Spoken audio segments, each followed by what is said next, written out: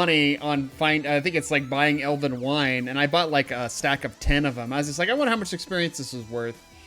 It's worth nothing. So it's like, okay, like why would you do this quest?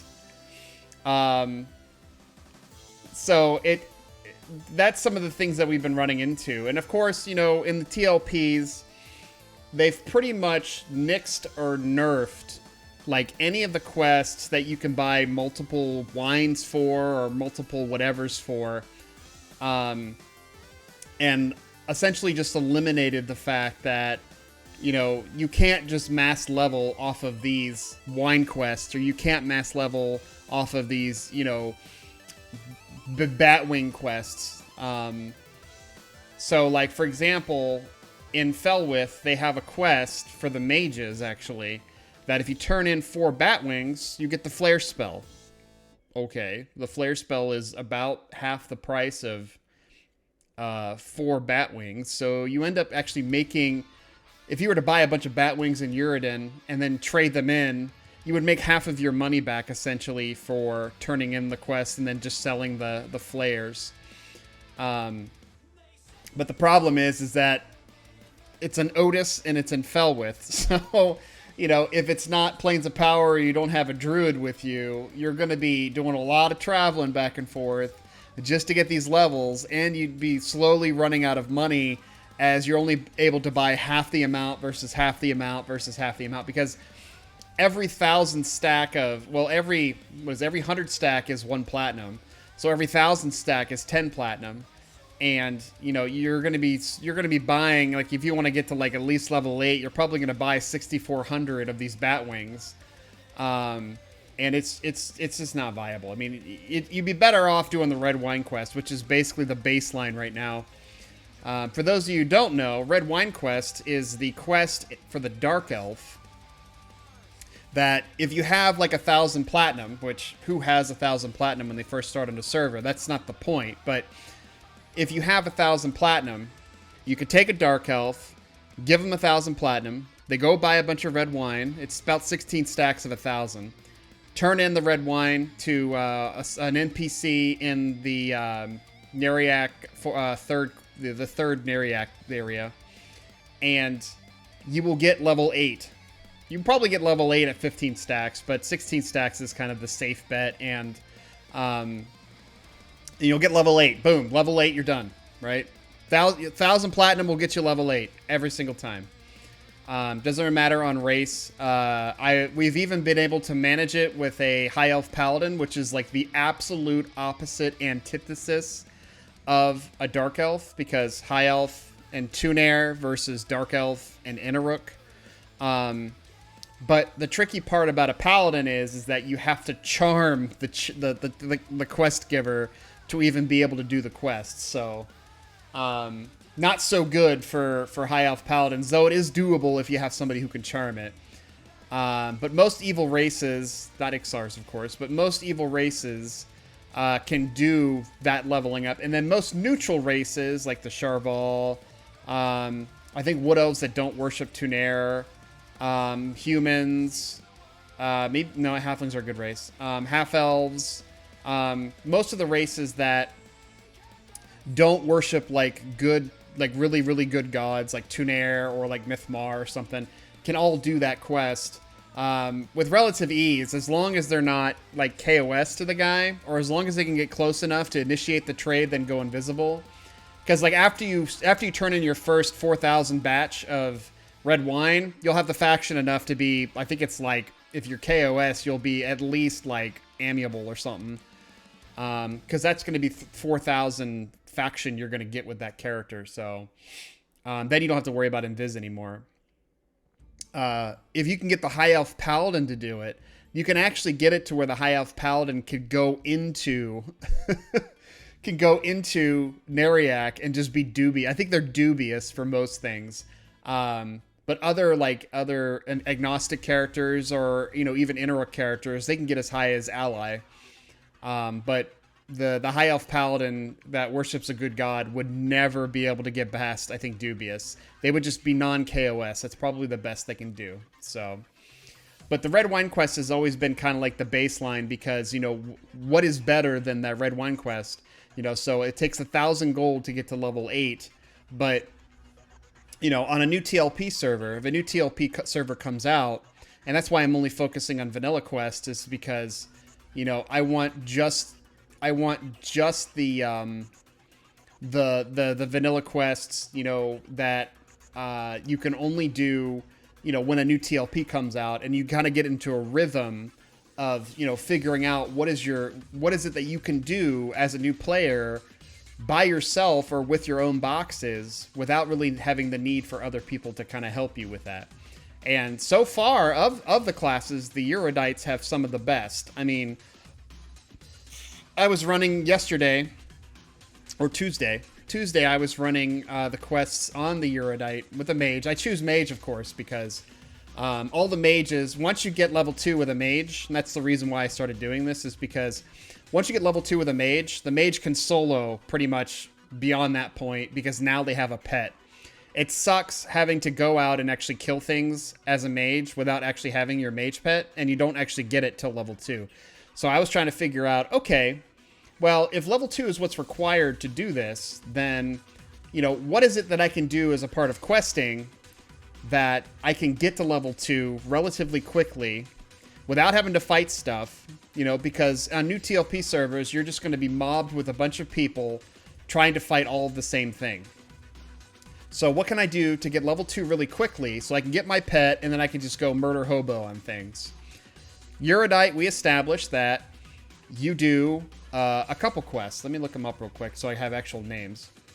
But Erudites have a couple quests. Uridin? That seems right. EQ, okay. Zones and quests. I look everything up on Zam, by the way, for those of you who are curious. And I basically look at the complete list and then I look at the level ranges. And as long as it's not a best class specific, then it's typically like a vanilla quest, and especially if it's not like a task. But of the ones that I've been doing for Erudites, it was not Urid's Tonic, it's something else. There's actually a lot of quests here. Is it Urid's Tonic? Cures? No, it's not Cures. Urid's Tonic. Urid's Tonic is kind of part of it, but it's not really... You could do Urid's Tonic, too, if you really wanted to. But you'd have to go do the turn-in twice with one of the NPCs, and it just gets kind of repetitious.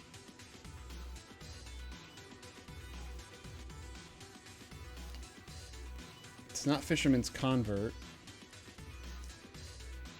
I remember the rewards. It's basically a bunch of rusty weapons. Vastly Deep Water. I think it's this one. No.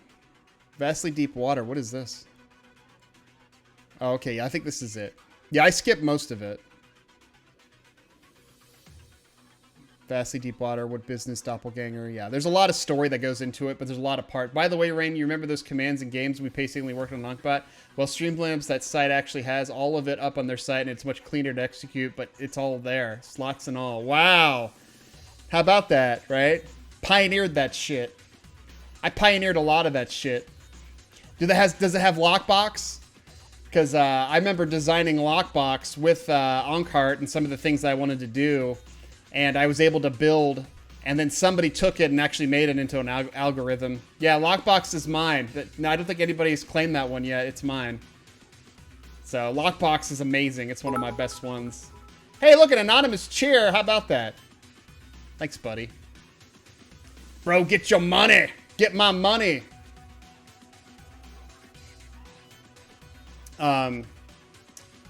I think if you do an anonymous cheer, it just gives you that name of anonymous cheer, because I think you can do it anonymously. But how you doing, hipster? We're actually talking about I'm talking about the questing here, and I'm trying to, and this is me going scientific on EverQuest at this point. But the two quests that I've been doing is the Vastly Deep Water, which I'll post a link of it here. You don't have to do most, like, part of this quest is just running around talking to people. You can skip all that stuff. You don't need to do that. Mostly you start at where you start turning in things and start getting experience. You can kind of skip. It's like skipping half the quest practically. Yeah, you skip half the quest by just not talking to people. You just start going in and just doing it. Oh, you're working OT? All right. All right. Sounds good, buddy. So Vastly Deep Waters is one. That's one of the quests that we're doing. And then the other one is actually the Postmaster's quest. So a lot of the different starting areas actually have a Postmaster's quest, but the Eurodite one is actually probably one of the better ones because it's good money and it's a short distance because of the translocation. So you don't have to necessarily take boats. Boats is not really a thing that you have to do for Quanos to Eurodin or vice versa. I love boat. Mostly, yeah, boats. Mostly because you don't have to worry about evil factions or nothing, unless you're an evil Eurodite or something like that. But those are the two primary quests that I do to hurry up and level with the Eurodite. And I could technically do 3, but the only problem is this quest in particular here, which is referred to as Eurod's Tonic, is that the quest that I'm actually working on top of the quest I'm actually working on versus on top of doing this quest, the item that you're turning in is basically lore. You can only have one of. So you have to go in, grab one of the Enaruk's Kisses, go up, turn it in, come back down, grab another one, go back up, and turn it in again. And I don't think the Eurod's Tonic is actually worth that much experience. But, I mean, I could theoretically try it just to see what it looked like. In fact, yeah, why don't we do that? I just don't know if it's going to be worth the extra step of actually going back up and down again. But the second time you turn it in, though, you don't have to go back to the girl to turn it in again. Because the item that she has is actually lore. I think. You know what? I have to test that theory. I don't know if it's lore or not. I know it's a quest item, but I'm not sure if it's lore. So let's go ahead and get our mage out. Let's go ahead and see if we can perfect. I love that nose ring. It's probably like one of the best features. Because I don't think anything else gets that nose ring. Okay, so we just need a random name, and then we're going to be... that's an interesting name, so let's go ahead and get started. So, a lot of the other quests that I've been looking at and researching are no good. Like, there is a lot of no good quests in here where... This seems loud. I don't know why this seems so loud. A lot of the other quests, since the creation of the TLPs, Darkpaw, or I think it was originally Daybreak, but Darkpaw now, which is like a subsidiary, is actually handling all of the EverQuest stuff now. They took over for the EverQuest franchise. So, but back when it was Daybreak, you know, they've been trying to perfect this whole TLP thing. And with the perfection of the TLPs, they've been kind of ripping apart some of the quests. And by ripping apart, I mean they're just eliminating the amount of experience that they give. Because you could essentially power level characters easily if you could just repeat a quest over and over and over. It pretty much reminds me of how when I was playing my druid, you know, I leveled up my druid from 15 to 20 by doing a bugged quest in Rivervale, where you had one character that was asking for, I think it's the turnip quest, one character that was giving out the turnips, and the other character that was taking the turnips. And what would happen is somebody would charm the other one and basically set it next to the quest giver, and you had the quest giver and the quest taker right next to each other, and you would just go back and forth, back and forth, back and forth, and you wouldn't actually have to move. So it kind of defeated the purpose of the quest, because you're really not going anywhere, and then you just rinse and repeat that over and over and over and over to the point that, you know, you're leveling like crazy. So, but at a certain point, the experience kind of drops off. But, you know, most of the quests in EverQuest are actually repeatable. So, you know, why wouldn't you do the quest over and over again? So you do the repeatable quests, and since they're repeatable, You just keep doing them over and over and over, and you still get experience for them. Now, as you level up, the experience kind of dies down. So, what's going on, Mark Terra? How you doing, buddy? But as you level up, the experience gets less and less. What Daybreak changed was like level 1 is pretty good experience, but like once you hit level 2, it just turns to crap. Like it becomes not worth doing anymore. But there was actually a lot of quests in there that they were really good as far as with, High Hold Pass. So back in the day when it was just vanilla, there was no expansions. High Hold Pass was a very, very popular space for people to go to, right? It was extremely popular. There was about 4 or 5 camps that you could do in High Hold Pass, and the big draw to it is that you could do gnolls and get their scalps, and you could turn their scalps in for rewards plus experience. And the orcs had scalps, you could turn them in for experience. And then you got to the goblins, and the goblins gave you really good experience when you turned in their scalps. Like it was like 1% or 2 per ear. So like you'd be hunting the goblins, and like you kill a handful of goblins, and all of a sudden you have all these ears, and you're like, oh, okay, so I have a bunch of these ears. I'm gonna go ahead and turn these in. And I forgot to bind. And then you could kind of supplement part of the experience by just turning in ears and not have to always kill stuff to get experience. Well, that's not the case so much anymore. Like pretty much after you get to a certain point in the leveling schema, you're always going to have to kill stuff to get experience, because at that point, turning in items from quests, the only reason why you turn in quests is it's not like WoW where you're getting good experience still. It's you turn in quests for items or for faction. That's the only reason why you end up doing quest turn-ins in EverQuest, is it's all about faction, or it's all about getting an item from doing that, like your epic quest, or doing an item quest where you have to collect so many items. So, but okay, so we're gonna do the Irritants tonic. I'm gonna see. We can only hold 1 of these. He won't let us buy 2, so we need 2 of those actually. So, what we have to do is we have to go in here, get past that door. Mark, I'm doing pretty good, actually. I had my dinner, and I don't want to give it to you. And I'm sitting here streaming and doing my research and having fun doing it, because that's how we roll here. So, but how are you doing? How are you doing? All right, so we got Uritz's Tonic, which is lore, no trading quest. So we're going to give this to her. And then she's going to give us it back. And it's lore and quest. So, okay, so it's still, you can still only have 1. So we can't go and turn this in again. Because otherwise, if you could, I would just bank a bunch of them and then just go turn them all in. But apparently I can't do that. So instead, we're going to go over here. And you'll notice my experience will fly up really quick. And then we'll go ahead and turn this again. Okay, so we're at 25% already.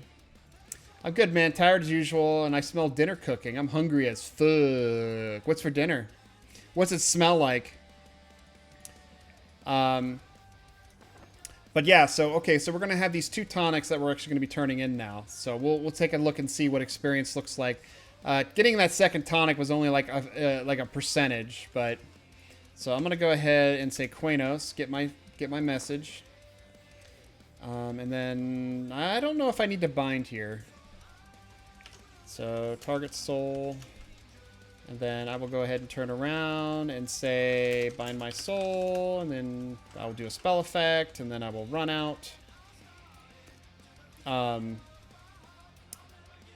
But yeah, the Uritz's Tonic is the other part of the quest where you actually have to give it to a guy, and he'll just take it, and then you're done. That's all it is. And the guy is right near, if not in the same building. He's outside or inside the building, actually, with the other quest givers. So, but the last time I did it, I don't remember it actually being that much. What level is that shark? 15. Jesus. But yeah, so this is basically the chain of quests that you do just to get to level 2 And then once you hit level 2, you can go outdoors and you can just start murdering things with your water pet. So it's pretty simple with mage, you know, because mages and especially in vanilla are fantastic soloers. Like, you know, when I start developing my knowledge base behind, you know, people who want to try EverQuest for the first time, the one thing I'm going to suggest to them is play a mage. And they think, why should I play a mage? It's because it's the easiest class to play, and not only can you farm with the class and, you know, get enough stuff so you can buy gear for your tank if you ever want to play a tank, but it kind of helps starting with a mage so you can learn kind of the mechanics behind, you know, playing actual EverQuest. So, but I personally love mage. I'm a huge pet class fan, and like being the master of the elements has always been fun to me. So every time we do that turn in, by the way, it's about 6 gold. So it's kind of a fast way to make money also. And since the translocation exists, because the way this quest was originally designed, you actually had to get on the boat and wait for the boat, and the boat wait can be about 10 minutes. And then once you wait for the boat, of course, now you're on the boat after you get on the waiting the boat, and then you have to travel that 10 minutes. So it's kind of crazy. So this guy right here is the guy who takes the tonic. I love boat. And it's only worth about 3 experience. So overall, it's 4 experience for taking that extra step. So not that great, but it'll actually put us, I think, over the edge. Oh, we got the message, and we just punch this guy in the face. He kills us. It's fine because we're not level 6. We'll take the non-experience hit off. Yes, I love boat. Absolutely, I love boat. And then we rinse and repeat. So we only have to probably do this one more time, maybe, because I still have to turn this in, and this is going to give us a batch of experience as well. I don't think I'm going to do the Urids tonic again. Well, you know what? For science, we will do it again. Just because it's not very hard to do. Plus, it's just a single turn-in. Or it's actually 2 turn-ins. I apologize. No, it's a single turn-in. It's a single turn-in. So I'm going to go in here, and I'm going to get another one of these. There's actually another quest here, incidentally, that you can buy the Vastly Deep Ale. It's 6 gold, pretty much. But there is a gnome, or I think it's either a gnome or a dwarf. I think it's a gnome.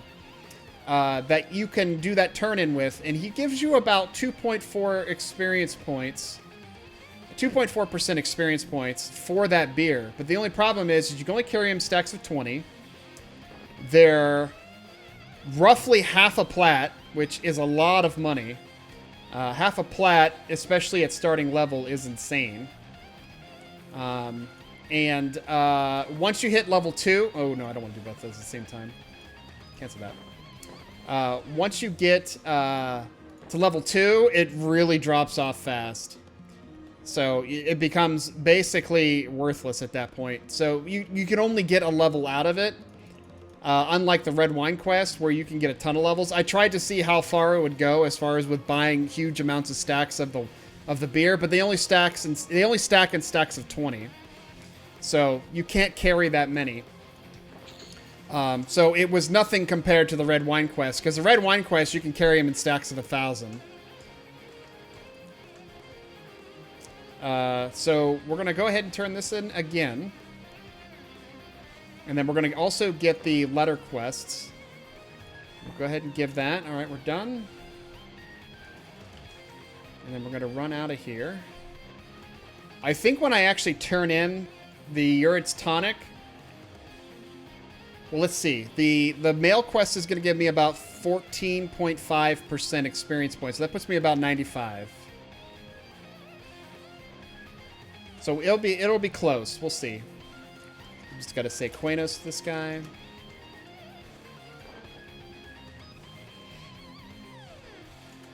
And this is on par with being as fast as hunting in Freeport as a mage, as a human mage. Because hunting in Freeport as a human mage, there's just Thunder Buddies for life, right, Johnny? there's just so many targets. Thunder Buddies for life, baby. That's right. Fucking right. Thunder Buddies for life. But there's just so many mobs in Freeport that it's really fast. I know, it's fine. It's fine, Mark. You're allowed. That's what it's there for. Never be sorry for that. Exactly. Never be sorry for that. What was I talking about, though? I was talking about... Shit. Oh, no. Freeport.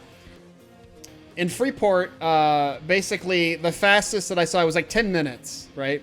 It took us about 10 minutes to get from level 1 to level 2 as a mage, just straight up killing. And that is if you don't have a bunch of people there actually murdering with you. So, if you don't have a massive amount of people in the TLP, then leveling as a human mage may be the fastest way to actually level. That is if you're only going to level 2, right? You know, because once you start trying to go for higher levels just with straight kills, you know, in the same area, blues are not really going to do it for you very well. The path that I chose for my Dark Elf, which I'll show you here in a second, is kind of interesting, even though it is a much longer wait. So, like, on average, doing the Dark Elf mage takes far longer. But has a little bit more reward, and it's still relatively easy to do. But it requires you to go out to the Ocean of Tears. So you're not only going from Nectula's Forest all the way out to the Ocean of Tears, which requires you to wait on a boat. You can't take a translocator for that because you'll die. You have to jump off a boat. You have to swim with a swimming skill of 5, and that's where all your time is eaten up. If you happen to buy... give this to you... If you happen to buy like a speed pot and a levitate pot, then you're pretty much good to go. Am I dead right? Yeah, there we go. You're pretty much good to go where you can float out to the water and you're fine. You don't have to worry about the swimming, and it is relatively fast then. But without those potions, you're finding yourself like struggling, absolute struggling to get to your objective, and I'll show it to you here. I don't know if I showed it on last stream, because I was fully aware that it is not like the fastest way. But there are some interesting things about going out to the Ocean of Tears. There are some interesting aspects that I've learned if you do it that way. So we're gonna investigate that because I was testing it on Aerodune, which is a brand new TLP, and I noticed that the area that I was going to hunt, nobody was there. In fact, I don't even think people realized that you could go there and hunt. So I'm going to share my secrets, so to speak. And you'll get to see kind of the path that I took with a Dark Elf, which is more common for my character building. So 2 platinum, kind of nice. We have 2 platinum. We're at level 2. We have enough money to go and actually purchase our spells, because our spells are relatively in the silvers. Thanks, phone. Our spells are relatively in the silvers. We are set, ready to go to starting our mission as a mage. Now that we're level 2, we can buy our pet. We can just start going out and just killing level 6s and below to get to level 3. And then once you hit level 4, you can get the burn spell and you can get the air pet, because the air pet dual wields and the air pet has riposte. And then once you get to level 5, you get Bolt of Fire. And then once you get to level 6, then you get your new pet. And that's the new water pet. And it's like level 9. And then now you're killing level 9s and 10s as a level 6 character. It's insane. Like, mages are no joke leveling up, even in vanilla. Like, they'll level the fastest, in my opinion. And can solo their way pretty much to... You could solo your way up to at least level 10. And then once you hit level 10, you're an unrest level. You basically go to unrest and find yourself a gazebo group or a field group. And you just basically level that way. And then if you can get enough experience doing that, and then you can get inside the unrest and yada, yada, yada. But I like to play it unconventionally. I'm going to go solo unrest. Nice. With my monk. Dude, I don't even think that's like... You're going to pull everything and then just repost everything? That's what you should do. So I'm going to go ahead and delete this character because I don't need to have... Is Noosnoy. See you later. Alright, so Dark Elf. show you what Dark Elf looks like as far as with leveling. We want to be agnostic. If you go with Innerrook, you can't do this because you have to be Invis to get through Freeport. But if you go agnostic, you can do it just fine. There's no real thing to that. Oop, I need a name too. Sorry about that. That is a really weird name. So we're going to go with it. You'll need heals. Nah, you got mend. It's fine. Okay, so pretty much with Mage, with Dark Elf is a lot of traveling, and it kind of sucks. But if we can get to our point in a relatively good amount of time, and hopefully the mob that we need to trade to is up, we're good to go. There is a chance that the mob could be down. But he'll spawn later on, and it's fine. But that's part of the waiting that we have to have with the Dark Elves. So Dark Elves is a lot of waiting. If you get lucky with some of the time spawns, or like the boat is there when you get there, that's good timing. But we want to get outside, so we get ourselves murdered. We're level 1. It doesn't matter. We don't lose experience. Just don't forget that when you hit level 6, you can't do this anymore because you'll actually lose experience. You also get free. You also get full mana every time you do that, and we actually tested that out as a. I think it was a high elf mage. Every time we ran out of mana, we would just go and get ourselves killed just so we got mana back, and then we just go out and hunt again, and then we go back, get murdered, get our mana back, so on and so forth. It's actually not a bad tactic up to level 6 because at later levels you start to get, you know, much more mana. But the problem is for mages is that you summon a pet. So if you summon a pet, you know, you're going to be using up Malachites all over the place. All right, so we're in the 4 1/4 right now. The quest, let me look up the quest for you so we can have a log of it. We're in Neriak. Neriak. All right, Neriak 4 1/4. So the quest in question that we are doing, that's NPCs. I'm at quests. We are doing Nerbelik's Grub Locker. We're looking for the Gobbler, if I remember correctly. The Gobbler's here. We hail him. We get the froggy legs. We ask about Nerbelik. We ask about the deliver the Grub Locker. And then we have a Grub Locker. Easy peasy. The thing about this quest is that you can do this quest at level 1, but the quest is actually designed to be the hee-hee meat, which is meat you buy in Grob, if I remember correctly. And this quest is actually a precursor to actually doing, I think it's the Ogre Cleaver or something like that, the Grob Cleaver. It's the Grob Cleaver. And the Grob Cleaver is actually a really nice two-hander, especially for evil races. I mean, it's like 15 damage and it's like 45 delay or something. Back in vanilla standards, that's actually pretty good.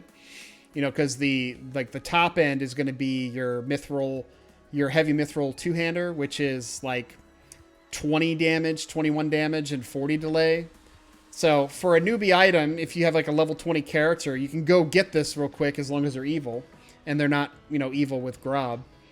And you can go get a two-hander for like a, I don't know, a Shadow Knight that you're building. Because I believe it's droppable. If it's not, then don't do it. Yeah, I think it is droppable because there wasn't that many no-trade items back in the day. And then you just... well, I'll have to look it up. Hold on. I don't want to give you false information here. It's unfortunately a... Yeah, I have to look around here real quick because he's a part of many quests. Me, that's yours. According to Zam, it's only magic item and lore item and placeable.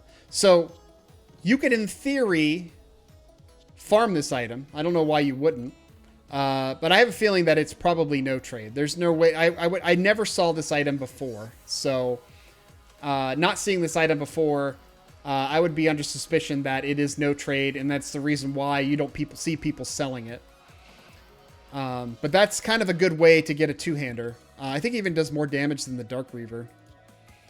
I remember when I first started my Shadow Knight on Kornov, I first got a Dark Reaver, and I first got a full suit of banded mail, and then I said, okay, I am set to playing my Shadow Knight. And that's the thing about playing tanks in this game, is like, if you're not geared, you're not going to do too well. The thing about tanks is that you have to have good gear. I mean, that's the way it is in any MMO, is that your tanks have to have good gear for them to quote unquote tank. So if they don't have good gear, then you're not really doing the role of a tank. You know, if you have a tank roll up and he has all cloth gear, he's not really tanking. He's just meat shielding for you. You know, you're using his bucket of hit points to keep the monsters at bay as you try to kill them as fast as possible. Like, you'd be better off just using a mage's air pet to tank the mob rather than having the Shadow Knight in full, you know, cloth gear trying to tank it. But that's something that you can do in this game, is you can play your mage or whatever, your farming tune, as it were. And with your farming tune, you essentially go and farm the money or items that you need to create your tank. And the cost for banded mail varies. I've seen it cost like usually 1 platinum per armor class, which I think it provides 123 armor class or something. And if you're trying to get plate, which is extremely heavy, by the way, plate, I think it's like 2 platinum per armor class, and it ends up being like 500 plat or something, which is a lot of money in vanilla. Like, in vanilla, a lot of people try to take advantage of... Oh, we almost forgot the Postmaster's quest. And I also closed my thing. I closed both of my things. Let's see. I'm going to get back to the Grub Locker quest. So I'm going to go ahead and post this. This is the quest that we're actively working on right now.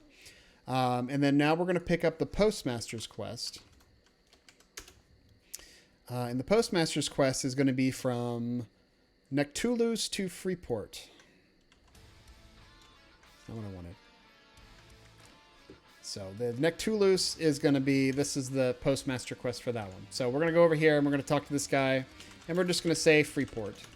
He's going to give us a letter. We got the letter. We run off and we're done. So that letter is worth 6 gold. We're going to get that off to its destination. But first we have to get to Freeport. One of the things I noticed when I was playing on Aerodune was the zoning. So one of the things you can help with reducing lag on zoning is you can basically turn down all your graphics. You can play with old world models. If you play with old world models, I had an increase of load times by like 30 seconds after a speedrun. It still wasn't as fast as just murdering in Freeport for the Erudite, but it was like, it was close. I mean, it was like 30 seconds off. So, and plus you come out richer. You know, I've had people argue about, you know, kind of when is the best time to play EverQuest. And if you have a new player that's actually looking at playing EverQuest, so you have friends or family or, you know, enemies that you want to actually have play EverQuest with you, of course, you're going to be super high level and stupid level.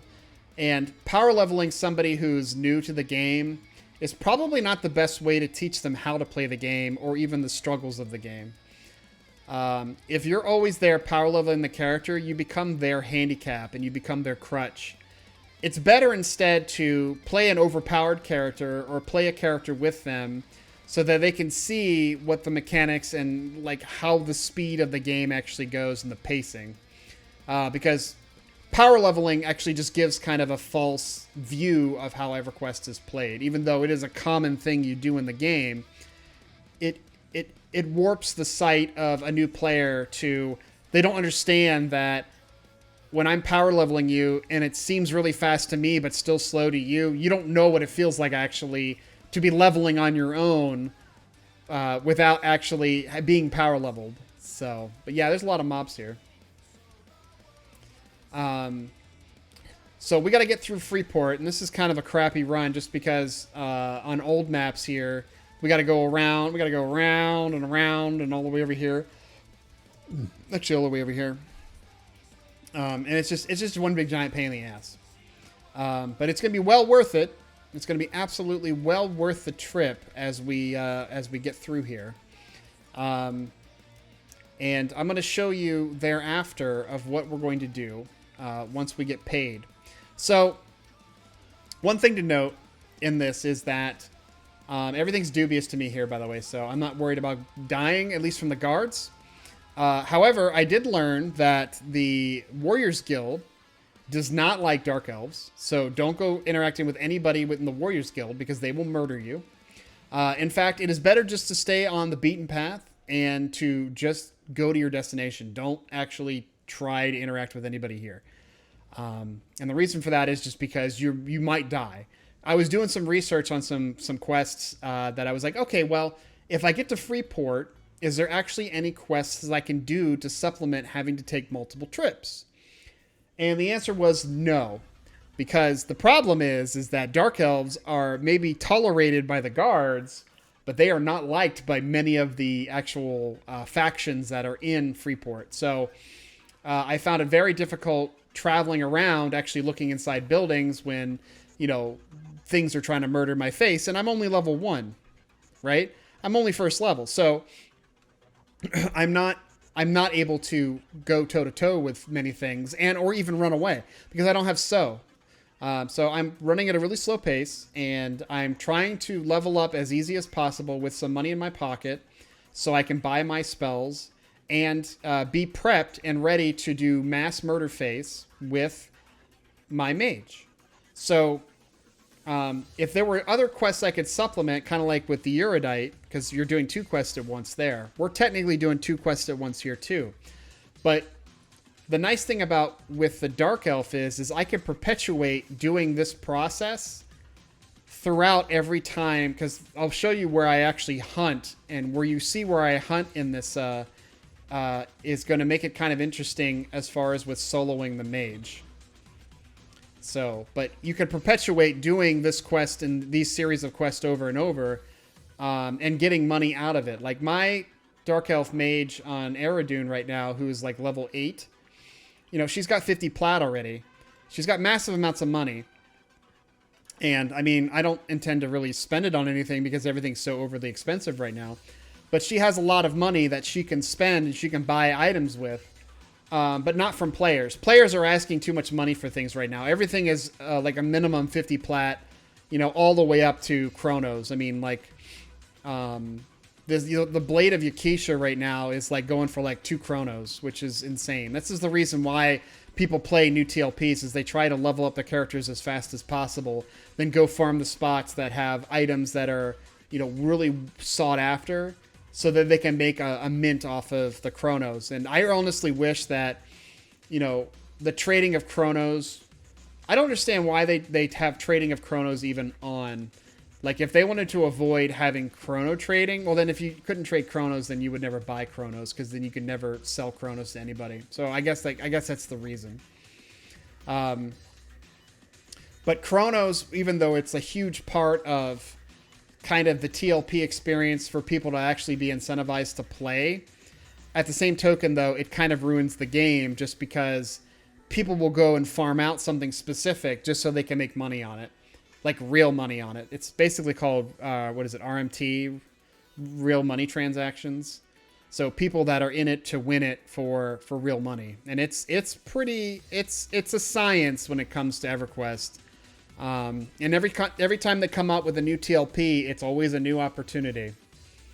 But with Eridune, they're trying to do something different. And I think it's got a lot of popularity to the point that a lot of people are playing the server because the rule set is that you can only have 1 box tune. So you have your primary character, and then you have a box tune that you can play with. Most of the Final Fantasy 11 private servers are kind of like that, where you can only have 1 or 2 characters. But the TLP is kind of adopting that now, so now you have a situation to where you don't have box armies. Box armies are illegal.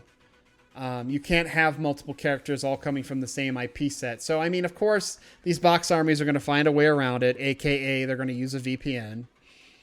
But at the same token, though, like, if I was on Eridune and I saw a box army run by, you better believe I'm going to report it. In fact, everybody should report it. And you're not going to have these box armies that are going to take over zones. You're going to have just players playing the game. That's why Aerodune is probably so popular. It's the first server that I've seen so far that has had a queue. Now, granted, I haven't played all the new TLP servers as they've come out. Like, even with Kornov, I didn't start Kornov till a month after it had released. So, Kornov may have been much like that. When you try to log into the server, it probably had a queue. I mean, even on this server, Mangler, you know, I did not play it when it first released. I started playing this server back in November when Planes of Power came out. No, when Luckland came out. And all of my friends were playing it, and I told them that they were all pieces of shit, and I started playing it. Mark knows that story. But Aerodune, I think, is going to be pretty popular because of there's going to be no box armies. So some people might like that because, you know, you don't have people trying to just farm and sell for chronos. You know, you're not going to see that there. You're going to see raids doing it. You know, like Vicious and his crew of, what is it? Rampage World Wrestling or whatever. World Federation or something. I don't know. What story? I'm talking about the story of when I came into Discord one day and I said, hey, what are you guys doing? Because Adam was in there. And you guys said, playing EverQuest. And then you roped me into playing EverQuest. And here I am now making videos on how to play EverQuest. But yeah, I mean, I love this game. This game's really good. But there are guilds out there that's... Oh, yeah, that happened for sure. But there are guilds out there that will gear up as fast as possible, and then once they have all the gear, you know, like Vicious's guild will probably be all set and ready with all the gear that they need after a month and a half of doing all of these raids over and over and over, and it'll get to the point to where they'll start having drops that they'll just start selling, and that's how they make a lot of their bank. That's how they make their chronos. That's how they bank their money is... You know, they go into these areas and nobody needs it, so they sell it, and people end up buying it because people just eat that stuff up for some reason. So, for those of you wondering, or those of you tuning in, we're sitting here waiting for a boat. The reason why we're waiting for a boat, I know there's a translocator. In fact, he's probably back here somewhere, over here, I think. Is because we're a Dark Elf. If we take the translocator, we will get murder-faced. So we don't want to get murdered. We do not have the proper faction with the Sisters of Erolisai, I think it is. So instead, we got to take a boat. And taking the boat requires us to wait up to 10 minutes for the boat to come and zone in. And then we are going to get on said boat, and we are going to travel across to Ocean of Tears. Now, luckily in Ocean of Tears, we don't have to go very far, right? We do not have to go very far for our swim. The only problem is that we do not have any swim skill. We have a 5 swim skill. So 5 swim skill is not going to do us much good. This would be advantageous for the Dark Elf if, for example, what I did was I went to the DB store and I went into potions and I ended up buying the potion of buoyancy, I think it was. That grants levitation, and the potion of speed.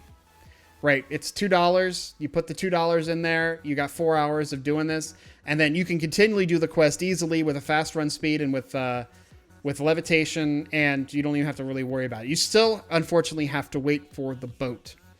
If somebody can tell me how you zone into Ocean of Tears without the boat and without the translocator, I am all ears. But unfortunately, you have to wait for the boat otherwise, and that's kind of the crappy part with this.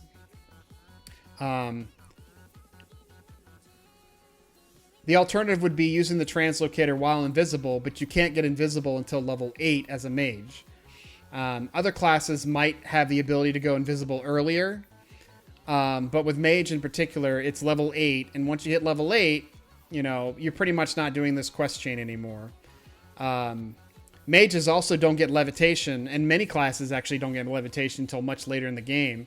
And with mages, it's actually like almost like level 30. So the only other way you can get levitation is if you have somebody cast levitation on you. So what? Oh, did I fall off the thing there? So the best way to do it, in my opinion, especially if you're going onto a TLP, is just break the bank and just buy the 2 potions for the 4 hours, and then buy an experience potion. So you're spending $5 on your experience potion. And I don't think the experience potion is going to change the amount of experience you get for questing. But for actual killing and experience, it's going to make a bigger difference. And we didn't actually have a really long boat transition there. That was actually a pretty short wait for the boat. Oftentimes, I've come into the area and I've had to wait for the boat as it was just leaving. I'm going to jump off anyway. I think I got off relatively early, actually. Can I reset my map? Oh, this is default map. That's why. So I've had it on Aerodune where I got on the boat, and when it zoned in here, the boat was already like all the way over here. So the zone transition is a huge factor for this quest. So where we're trying to get to right now is right here. We're trying to get to Nurtbulik. He's all the way at the top of these Goblin Islands. And these Goblin Islands are actually very good experience for a level 2 mage.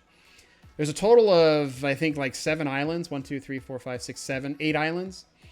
3 of the islands have level 7 to level 9, I think, goblins. And 5 of the islands are all like 4 through 6. So for a level 2... I'm going to skip this song. So for a level 2 character, a level 2 mage, it has to be a mage, that is a great farming spot. The only problem is it's separated by water, of course, but it's a great farming spot, especially since I just sat on the one island and just killed goblins all day. And by all day, I mean like all of like 15 minutes, and I was already level 3. And then every time I would get to like a juncture in my levels, every time my bags were full and I leveled, I would go and I would basically kill myself, get back, get my new spells, sell all of my inventory, and go back at this whole process all over again. I would go and get the Postmaster quest. I would go and re-get the Grub quest, and then I would come back out here again and do the process all over again. And the nice thing about the Nurtbulik quest is that the amount of experience that you get for it is actually really good, especially at level 1. At the higher levels, it's not so much. But the other thing is that it gives you from 2 to 4 platinum for the turn-in. And that is a lot of platinum for a level 1 character. That's why the levitation is so nice. Because if you get a boat over here, you just levitate over. And you just do the turn-in. You've got free money. And then you can just go kill yourself. And then just rinse and repeat the quest. It's just the only caveat is trying to get over to these islands from Freeport to here, having to wait on a boat. If you didn't have to wait on a boat and you can actually go to the zone in from the translocate, it would work okay, I guess. But you still have to travel this entire length just to get to where you need to go. So I just wish there was an easier way, or there was another translocate here. It would be nice if the translocate was over here versus all the way on the other side to actually do this quest. So we got to be careful of goblins too, because I've had goblins swimming in between these islands. We're not going to earn any swim speed for a while because we're still only level 1. We can go in between the islands. That shouldn't be too much of a problem. And these goblins are not very social. I've pulled goblins relatively close, not standing next to each other, but relatively close, and I'll usually just get singles. So, but there's a lot of different tactics you can do with a mage to actually tank for your pet. You just turn your pet's taunt off. You just tank for your pet, just so you take a couple of hits in, and then when you start getting low health, not below 20, because then they'll enrage on you and they'll just keep hitting you. But you'll step back, and then your pet takes over for tanking, and then you'll regen a little health. This is like level 2 through 4. And then once you regen a little health and your pet's health starts going down a little bit, then you can just go back and forth. And basically all you're doing is you're just stepping forward and stepping back. But some of the other tactics I do with mages is that your mana regen, especially when sitting at like level 2, goes up to 4. So the amount of spell that you're casting from your Burst of Flame is also 4 mana. So I'll stand up, cast, sit down, wait a tick, which is like 3 seconds. And then, I got a tick, stand up, cast again, sit down, wait a tick. Like, that's all I do with whenever I'm casting on a mage is I'm always sitting. So you're always sitting and you're always getting that tick of mana. And then later on in levels, you'll end up getting rain spells. And like I'm in we're in Eldons right now. And the rain spells are massive because they can crit and you can sit as soon as you cast them. So you got 3 ticks of damage while sitting, and you're basically doing damage while you're meting. And if your mana regen is high enough, you can get enough mana back. Like my mana regen with Bard Song is like, on my mage in particular, is almost like 100. So she gets 2 ticks of mana. She pretty much made all of the mana back for casting the rain spell. So she stands back up again and casts again. So she basically has perpetual mana. But to do a lot of damage quickly, of course, you want to cast 2 rain spells. So I cast 2 different rain spells, and I can't wait on the mana fast enough because by the time I've done casting the first rain spell, the other rain spell's up. So I cast the other rain spell, then hey, look, the other rain spell's up. So you just keep going back and forth, flip-flopping. And that's how I end up doing a lot of damage on my mage. But for even like farming or soloing, you know, if you're soloing low enough mobs, like blues or even light blues, probably light blues, you can have your pet tank 2 light blues, just go back and forth between the 2 with taunts, and just cast rain spells on them. Because the rain spells is most efficient mana-wise and damage-wise if there's 2 monsters. So if there's 2 monsters, you just keep rinsing and repeating that, and you're good to go. That's why mages are kind of very versatile with a lot of their pet and utility and rain spells. So, but people get freaked out when you cast rain spells just because they're AE. And if you don't have the AAs that actually reduce the amount of threat that you do, your rain spells are going to pull threat. They are going to grab aggro like crazy. So it can be really dangerous for casting the spell if you do not have that AA. All right. So we're closing in on Nurbulik. Nurbulik is right here. Okay. He is underwater, so I have to swim to him. Don't worry. We're not going to run out of air because we're pretty much going to be dead before we run out of air. I got an item to give him, which is this box of grubs. If you're doing the Hee Meat quest, it's a level 20 quest. That's the one for the Grobs Cleaver or whatever. That requires you to kill this guy, right? So we're at 28% experience. He only gave us 2 platinum for that, though. So we need to get out of here, though. We need him to murder our faces. So we're murdered. All right. Go back to Nectulu's Forest. If he gave us 3 or 4 platinum, we would be very Gucci right now. But I'm going to show you what happens if he had given us 3 platinum. So I've got platinum sitting in the bank. At least I think I do. And I'm going to pull out just a single plat. And I'm going to take that plat. And I'm going to go buy wine with it. So we're actually going to do the red wine quest at this point. And this is something you can do at level 1 on a brand new TLP with a new character and actually do this method as long as you get enough money from this NPC. So let me look up the red wine quest real quick. It's in the 3rd quarter. Yeah, it's in the 3rd gate. And we need the quest starting. We need the quest list. We need the level range sorted. Bottle of red wine. This is said quest in particular. So that's the bottle of red wine quest. So we're going to go ahead and head down that way to the 3rd quarter, or the 3rd gate. It's a little bit of a run. It's a couple zones away. But, I mean, I've been to Neriak enough. I know the path. But if you put me in the middle of actual Neriak, I won't know where to go.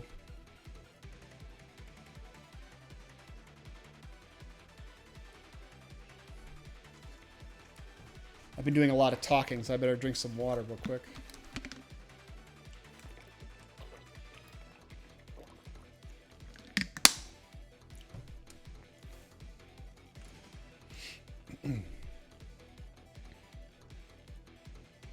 Yeah, this has been probably the most effective, maybe, of kind of the questing where, you know, you get so much money for that turn-in that you could do something with it and actually have enough money to buy and utilize the red wine quest. All right, so we need the bank real quick. We're going to go down the bank.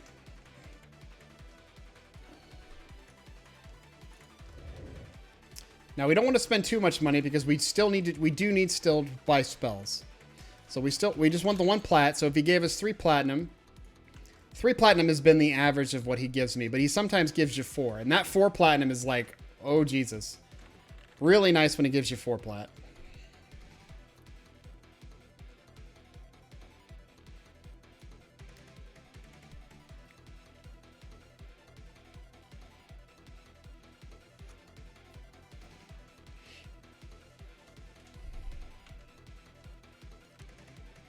A lot of basic travel. I've always liked these effects. The kind of the black light like effigies. It's kind of an interesting concept, especially if you're a dark elf. You know, you have these black light effigies that you're just kind of chilling. Makes you feel like you're in your best friend's basement, like smoking weed or something. Yeah, this one's always been cool too. I like that one. The Eye of Inneruk. All right, so we are in the 3rd gate. We're going to go ahead and take a peek-see. Quest is in here, so we're not going to go in there just yet. We got to actually buy some wine, so we're actually going to go to a bar. Oh, hello. Ratraz, what are you doing walking around? He's actually indifferent to me, too. That's interesting. All right. I didn't realize Ratraz actually walked around. So the thing about Ratraz that you should know is, you see that hammer in his hand? You see that thing right there? That thing is worth about 5 plat. Okay? He drops it every single time. He's actually for a quest, but the quest that you do for him is actually in Grob, and for whatever reason, when you kill him, I think he negates Grob. Like, he doesn't totally eliminate your Grob faction, but I think you lose Grob faction for killing him. So it's confusing because you're doing a quest for Grob, killing things that kill your Grob faction. So it doesn't make sense. But he has a happy bracer that he drops, which isn't really any good. And he has this hammer, this mace, that sells for 5 platinum every time. And he spawns every 6 minutes. So in theory, especially if he's KOS to you, and you stand, and you're like, let's say you're level 28 to 30. Stand on top. Well, you could literally just stand on top of him. Okay. I don't know if she's not close enough. What if you were right here? You could stand on top of him, go AFK, your pet murders him, and as long as you have your pet taunt turned on, your pet murders him, and you auto loot the maces. You don't have to go anywhere. And the bartenders here, you can just sell the maces to. So think about that for a second. I don't know what level you would need to be. Like, I'm sure getting KOS with the trolls would kind of suck, but whatever. They're trolls. Who cares? But you would basically have every 6 minutes this guy spawning. And if your pet was powerful enough to just solo him on its own, you would lose experience, of course. People say that you don't have to worry about experience loss if only your pet kills it and you don't do any damage to it. It's actually false. I've done a little research on this. If your pet kills it alone and you don't do any damage to it, you still lose experience from it. You're still taking an EXP hit because you didn't do any damage to it. But like, you know, as long as the guy is not gray, because I don't think he'll attack you if he's gray, you know, I would just stand on top of him, and as long as I'm close enough to the bartender to sell, then the pet would just keep murdering him every time he spawned, and I would be getting 5 to 6. I would get, it's like 5.5 plat every time he drops that, and plus he drops items too. Let me see what he drops real quick. I think he drops a number amount of coin too. Or you know what I could do is just bring my mage down here and murder him real quick. Or my druid. Actually, I'll bring my druid down here and murder him real quick. Because trolls don't like her anyway. But she's a vendor. And then there's this guy. This guy is level 16, so he's actually lower level than Ratraz. So he wouldn't be that much of a deal to deal with as well. There's a basement here, though. What's in the basement? Okay. Spice. Oh, okay. This is the... Okay. I'm in the strip joint. I didn't realize that. I apologize, guys. And there's a bed in here, too. That's interesting. Is there a bed in here? Oh, hello. Oh, yeah, look at that. How did it... 2 gold, and I'll do a little dance for you. No, my gold's worth more than that. Maybe later, ladies. Maybe later. I didn't realize there was a strip club down here. So in the strip club, we'll say. This guy really likes ogres. Wow. Okay. Does this guy have anything on him? Cabalist Pale Ale. Oh, I can go for a pale ale right now. Okay, so we need some red wine, though. So we originally came here for the red wine. But on a TLP server, you probably couldn't, like at level 19, you would probably not be able to sit here and stand on his spawn point and solo it. You would have to be probably at least level 24. Your pet would have to be equal level or higher than him, I would assume. Right? Your pet would have to be like level 24, or your pet would have to be like level 28. You know, at a certain point, he's just not going to be worth it. But, you know, if you're making free money and you go AFK and go make a sandwich or whatever, or you just go do chores, or, you know, you leave EverQuest for a while, but I think you'll eventually AFK out. So you'd have to come back here and like every 10 minutes or something. Actually, you know what you could do? You know what you could do is you could get like a spoon and then just put a spoon or something on that and maybe just a rubber band. And so now you're not technically AFK, and every 6 minutes you're making 6 plat. So essentially you're making a plat a minute. Okay. If you're making a plat a minute, huh. How many minutes would it take to buy a chrono? It would be about 1,000 minutes on a TLP of just being AFK, right? That's not too bad, actually. 1,000 minutes. How many? Okay, so let's pull out the calculator. 1,000 minutes. 1,000 minutes divided by 60. It would take you 16 hours. It would take you 16 hours to do that. Now, granted, you'd have to sell every so often. You'd have to sell every so often to do that. But you, in theory, could do that. I don't know what this other guy drops, so I'm going to figure out what this other guy drops too. Because you could probably stand here and just cast on this guy. Or you could have 2 different mages just standing on 2 different people. Who knows? The answer to life's questions is tacos. That is a good answer. Alright, so the red wine quest. We have 3 platinum and 6 gold to deal with. So we don't want to spend all of our gold, right? Because we need to buy malachite and we need to buy our mage spells. So we need to buy red wines, though. We'll buy them one at a time.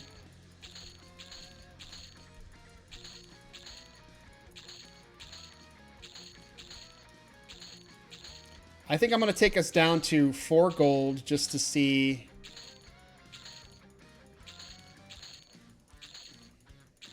I want to get at least 40. I think 40 will do the trick. So that's exactly 6 gold. So 3 platinum netted us 40 wines. Okay. So we're going to process this red wine quest. It's not that way. This is the way we're supposed to go in? Yeah. So... Oh, Jesus. Where the hell am I? Is it in here? Okay, yeah, it's in here. So we want to go this way. And we've got our 40 gold. Or 40 stack. The quest turning guy is actually in here. Don't give to his pet because you don't want to give the wine to his pet because the pet won't do anything with it. Let's make sure we have him selected, which we do. And then we turn in the gold.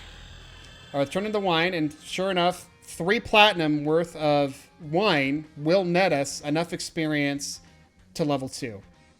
So that's the advantage of actually doing this quest, is you can get enough money, and plus now you're ally, I think, or amiable. You can get enough wine with that 3 platinum to come in here and to basically have enough red wine to just give him to get the next level up.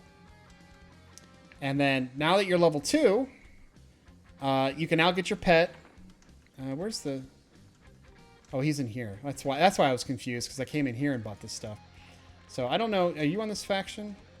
I think he is on that faction. Okay, so indifferent. So if you wanted to get the faction back from this guy, you could just turn the red wine quest in, and you'd be back to posh in a minute. Okay, so we want to go and see what it looks like to get our spells. That's a dead end. So 6 gold. This is the exact amount of gold that it took to do the quest to get us the postmaster. So when we did the letter quest, the 6 gold was kind of the, I guess we could say, icing on the cake. So it gives us money to work with, aside from just having the loss of that 3 platinum. But don't despair, because what's going to happen is, and I probably won't show it here, but because I'm going to pull out the other character and I'm actually going to test some stuff, but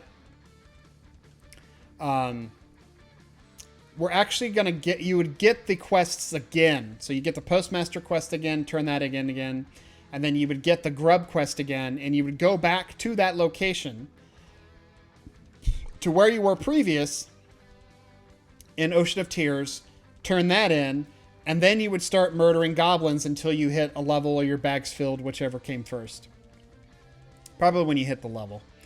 And then when you hit the level, you can port back, get the 2 quests again, sell your bags, buy new bags, because now you'll have enough money to buy actual packs. And then you'll go and rinse and repeat, rinse and repeat, rinse and repeat. And that's basically where you would level. And every time you went back out there, you would have 2 to 4 platinum back in your pocket, plus 6 gold. And you would be pretty much set. And the amount of trips it would take every time you would do it, if you did it every level, you know, you would on average, just from going back and forth up to level 8, would be like 21 plat for free. Because you've done that quest over and over and over and over. So the guy we're looking for actually is right here. He's behind this door. So there's a few spells in particular we want. We want water. We want air. We want burn. And then we want Malachites, which this guy sells the Malachites. So for Malachites, we just basically buy Malachites till we're out of money. Alright, so we're out of money. We got 6 Malachites and all of the spells we needed. And that's it. I mean, you're basically on the road to playing a mage at this point, because you've got your mage spell, you know. Put on minor shielding. You got your mage spell. You have enough reagents to cast the mage spell 6 times. You're going to go out and do the quest again anyway, so you're going to have more money. Plus, you're going to kill stuff. The goblins will drop all your cloth armor, so you'll have a full suit of cloth armor after you're done. They also drop bows, which the bows sell for almost 2 gold a piece, which is a lot of money. And they also drop... They also dropped rusty weapons, which includes cracked staves, and the cracked staves are the money pot. That's basically every cracked staff you find is about a platinum. It's a free platinum. It's 9 gold if your charisma is really low, but it's pretty much a platinum. So, all right. So what we're going to take a look at real quick is we're going to come back here as the druid, and I want to investigate what it's like murdering those 2 hobos. So in murdering those 2 guys, I mean, we turned in 40 wines and it made us amiable. And I think we started at indifferent. So we're going to kill those 2 guys, and we're going to take a look at kind of a dive into what does the money look like for these characters if we were to kill them. Would it actually be worthwhile to sit there and have a character AFK there?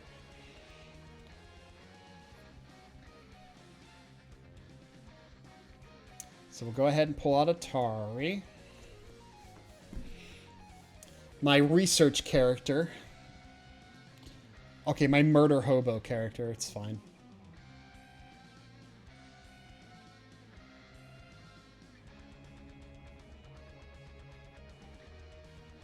What time is it? It's like 8 o'clock already? Jeez, where does the time go, guys? It's like, Jesus, where's the time go? I just don't understand. We'll just port to Lava Storm. It's fine.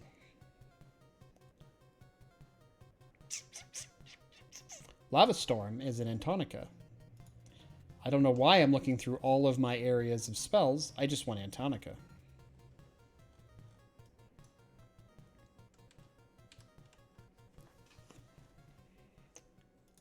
All right.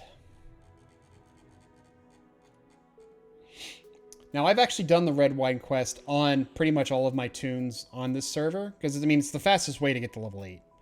And I pretty much came in, bought a chrono, took my 1,000 gold, and just took 1,000 of that chrono gold, because, I mean, I think it was going for like 16k when I sold my chrono. And I basically started with my characters and just got them to level 8 really quick. Oh, hey, it's raid time. Mark, are you going to raid? It's raid time. They're going to Plane of Earth.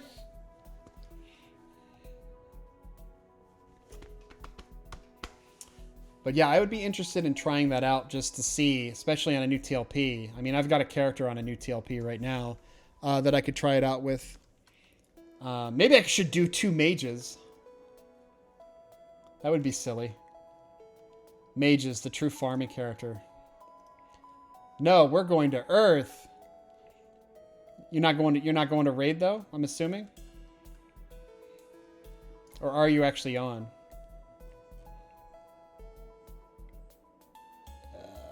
Yep, you're actually on right now. So you are raiding, okay. But yeah, I pretty much do have faction with these guys, but I'm apprehensive. It's the best you can do with a Tunari, I think. But there's certain areas that they are still KOS to me, so I still invis. But I mean, we're in Plains of Power. Plains of Power, you have with druids the insta invis every 5 seconds. So I mean, I basically can just ruffle stomp this area with these, and I don't have to worry about all that stuff. I am going to load my dots just so I can do some damage. And since we have the intent of murdering. So we will go ahead and load our dots up. And we will go investigate these 2 schmoes and as far as with what do they drop. Oh.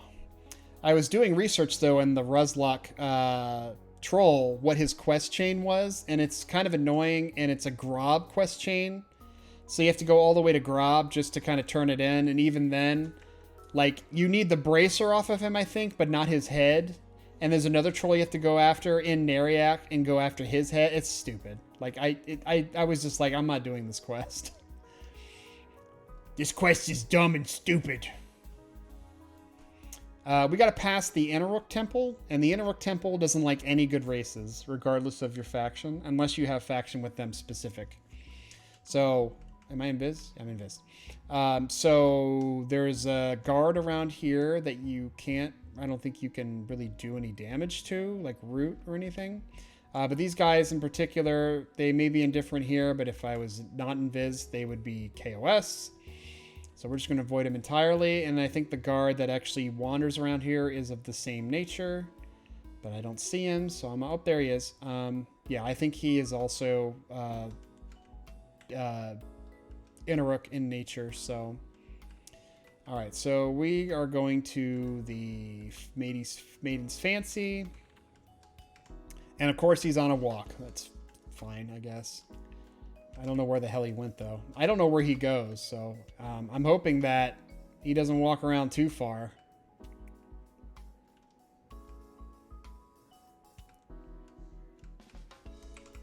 Definitely don't want to go in here because these guys, this is the Necro Guild. And for those of you that are wondering, the fire pot, if you are in Kunark, the fire pot brings you here. Because this is the fire pot. I think there's actually a back door here too. For a boat or something. I can't remember. I don't know what the hell's back here. Neriak 4th Gate, that's probably later in another expansion. I don't think that's a thing here now. I would like to check it out though.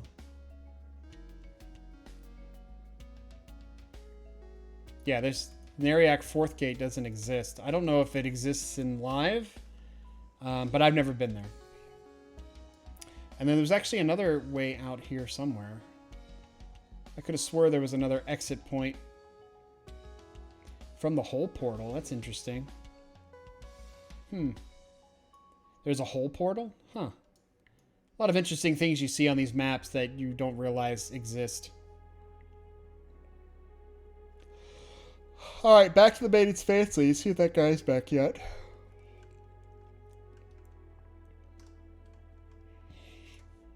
Hello? There he is. All right, so he's back. He's warmly to me. Man, I feel sorry for him. Sorry, buddy. You can just stay there for a while.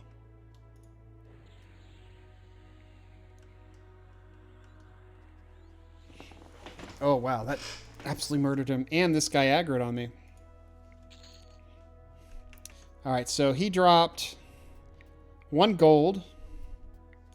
This guy aggroed, so I don't know what his aggro radius would be like if you were like level 25. But he's low level. He's not really high. Okay, he's dead. Me to drop anything? And he had a lot of weird factions that you got from him. Ebon Mask. Uh-oh. I don't know who that is, but it's probably a rogue guild. Guards of Kinos. Wolves of the North. Yeah, I don't know. Yeah, I don't think he was worth anything, and he was probably for a quest or something. So I would be worried that if you were standing here and you were aggroing the troll. So here's the club, right? The war club. I'm going to go ahead and loot it. Go ahead and leave these behind. I don't have a timer going, so let me get a timer going real quick. Stop watch. Go ahead and run it. We're going to sit here for 6 minutes. I think he spawns in 6 minutes. And then we're going to sell the War Club. And the War Club goes for exactly 5 platinum and 4 gold. So now we're going to wait and see how long he takes to spawn.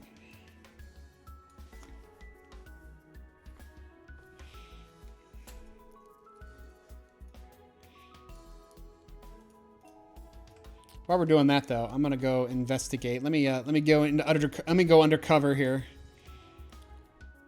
Switch to my dark elf form. Ta-da! All right. Go down here. What level are all these beaches? Oh Jesus! This guy is seen through my guys. He's an ambassador. The ogre is 20. Does not like me. The dark elves are warmly to me. You know what? You're annoying the shit out of me. Get out of here.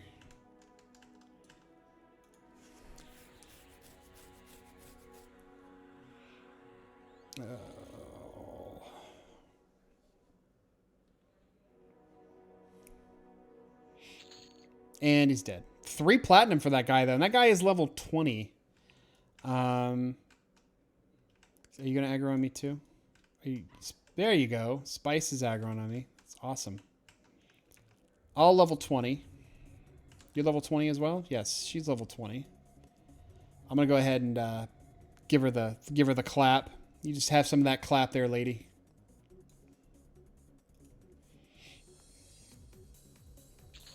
And she's dead. And she dropped ogre meat.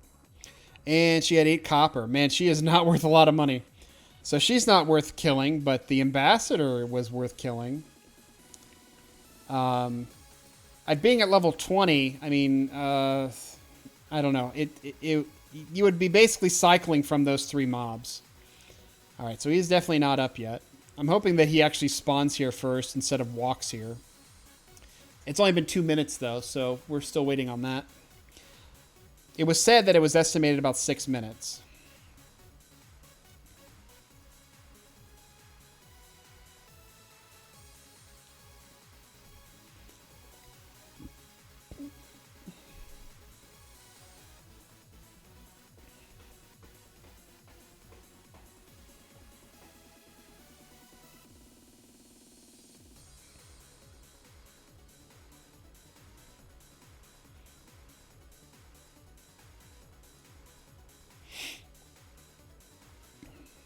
It's got like a still set up and everything.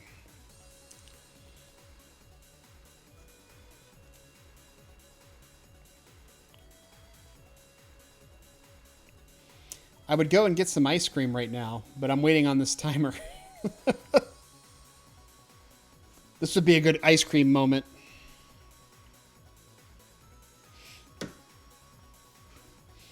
This is what I spent a lot of time doing when I was working on the Mage Epic, was pretty much you had to wait for things. So you're just sitting there waiting and waiting and waiting. But yeah, so pretty much with the let's back to the Dark Elf Mage. So pretty much with the process that I was doing with killing the goblins, running back and forth between the two areas. I did have levitate and sow. I did get to level 8, and it took me about 6 hours. It was 6 hours to level 8, which doesn't seem that great, but if you're soloing, it's actually not bad. And she has 50 platinum to boot, so she has a lot of money. But it would be nice that if you could make money just AFK to where if I have... How much money could I hold on me if I had... Well, that's way too many. Well, you could theoretically buy a sizable satchel for, $20 or something if you really wanted to. But these would be all 8-slot bags, so 8 slots is 64, plus you have food and water. So it'd be like 62 slots, plus you got malachite, so it'd be like 61 slots. So the 61 slots would be... 61 slots would give you 300, let's see, 61 times, let's say 6 platinum apiece. Every unload would be 366 plat, right? But 61 drops would be about 366. Yeah, it's about, if he spawns every 6 minutes, then you're going to be making a plat a minute. This guy's up already. That's interesting. He didn't die first, though. He was every 5 minutes. I'm going to see if I can... I'm going to kill him again. And he's dead. Yeah, he doesn't drop anything. For the Dark Elf, though, I don't think he would aggro. When I killed the Troll's faction that I lost was... Ooh, Indigo Brotherhood. That's not good. I don't know how you recover that. Indigo Brotherhood, I think, is the... I hope it's not the Guard faction. No, Indigo Brotherhood might be the Shadow Knight faction. The Shadow Knight faction for... that sounds about right. The Shadow Knights would end up not liking you very much if you were to constantly kill this guy. So if you were traveling in Neriak, you would probably at one point have to go invis.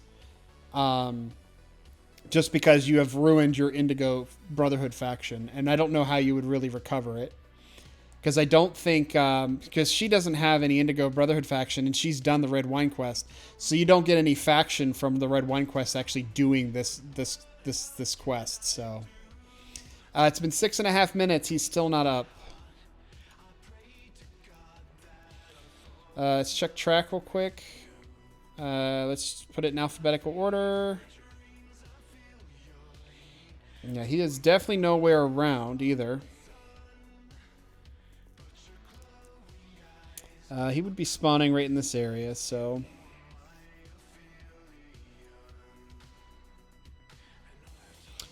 how much money did he drop this last time?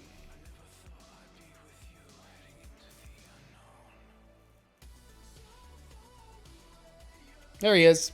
It's about 7 minutes. So in 7 minutes... actually, I started the timer late, so I'm thinking it's about 8 minutes. So every 8 minutes, you could kill this guy, and it would net you about, a less than a plat a minute. So that's not too bad, right? Especially if you're on a new TLP and you go and it's AFK farming. But you'd have to come back every 6 hours. 36, 60. Yeah, you'd have to come back every 6 hours to unload your bags. If you had a monstrous bag like this one has 40 slots, plus you would have an additional 56. You'd have 96 slots, then you'd have to come back every like 10 hours just to do the sell. So this guy should still have faction with me. Yeah, he's still Wormly. I'm going to go ahead and kill him again, because fuck him.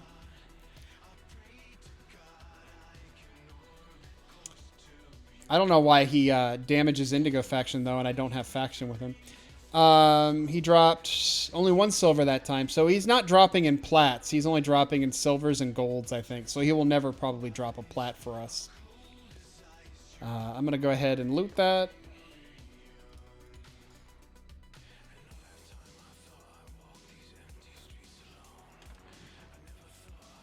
I'll go ahead and sell it. And then our research here is pretty much done, so we can get out of here. I'm going to go ahead and pour it out. But it's kind of interesting that something like that exists to where you could AFK farm it, and as long as your character doesn't get booted out for being AFK, you know, you find a way to keep the character moving or interacting or something. But I bet you that if a GM saw you doing that, you know, I bet you would probably get booted for it. I don't know. You know, I don't know if it's illegal, per se, like AFK farming. But, you know, if you set up Gina triggers or something, or, you know, if somebody sends you a tell and you have a Gina trigger for it, you could set it up to where you have a Gina trigger as long as you're in the room, you know, and the Gina trigger goes off, you go and check it, and if some DM says, hey, what are you doing? You'd be like, I'm farming money. What does it look like I'm doing? Bitch! Please don't kick me. So, but it would not be worthwhile to do that on like if it's not a TLP server, but like if it's live or if it's even like on Mangler, there would be no real point, honestly, to do that. So I'm gonna go AFK real quick. I'm gonna go grab some ice cream, I think, and I will leave you to this, and then we're going to do a little bit more research. So I'm going to take a look at some other races and see what it is we can do quest-wise that is not a Dark Elf, a Eurodite, or even possibly a High Elf. So I'll be right back. Oh.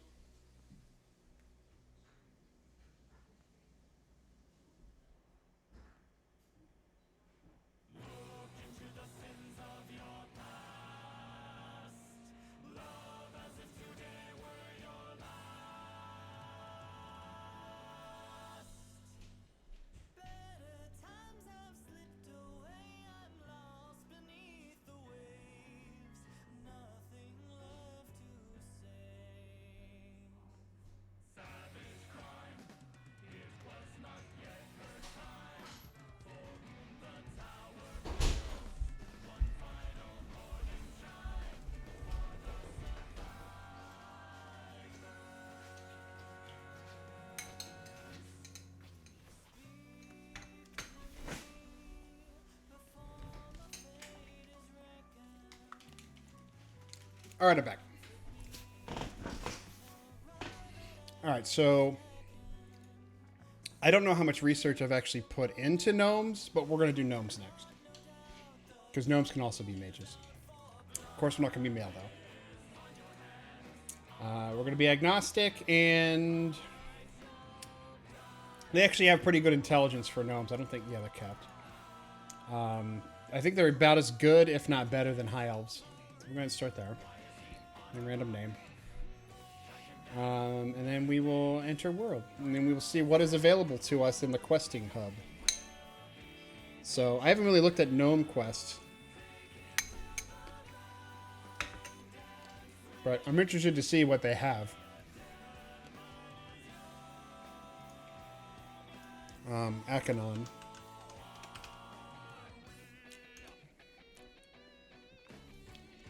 Start with the basics. Go ahead and turn in our thingy. It gives us a yellow robe. basically our P robe, and then we're done here. Okay, so go ahead and close this off, and we will take a look in our research here.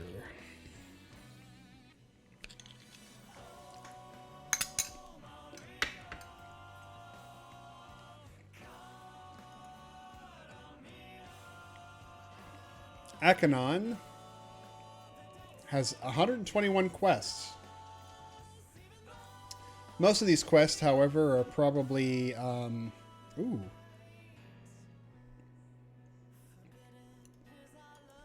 Alright, there is a postal quest that takes you from Akanon to Kelethin. So, that might be worth doing. The only problem about going to Kelethin is Kelethin has, like, 0 quests.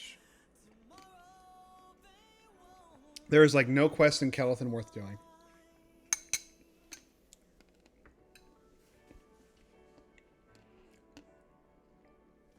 Regardless, though, there is a going postal quest, which means there's a means to make money.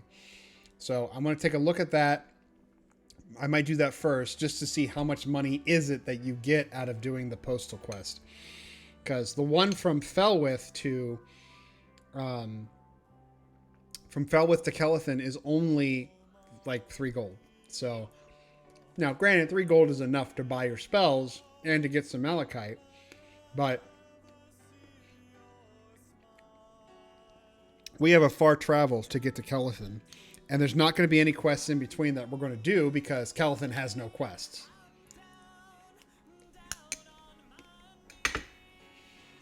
There's a Duster Models quest at level 1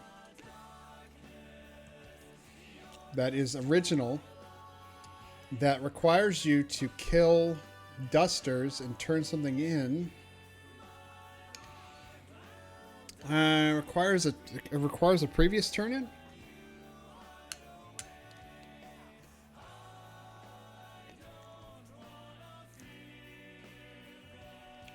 It requires us to kill mobs, though. Yeah, it's a level 1 quest, but it's level 6 mobs. Yeah,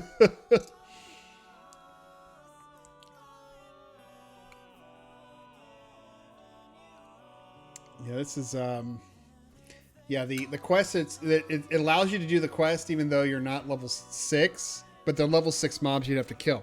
In theory, though, if we were a level 2 mage, we could kill them.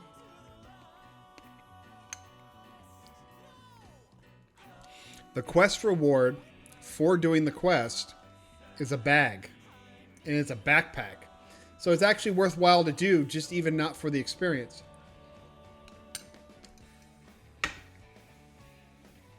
So I'd be interested in trying it once we hit level 2. But it can give you a bag, or it can give you... oh, wait.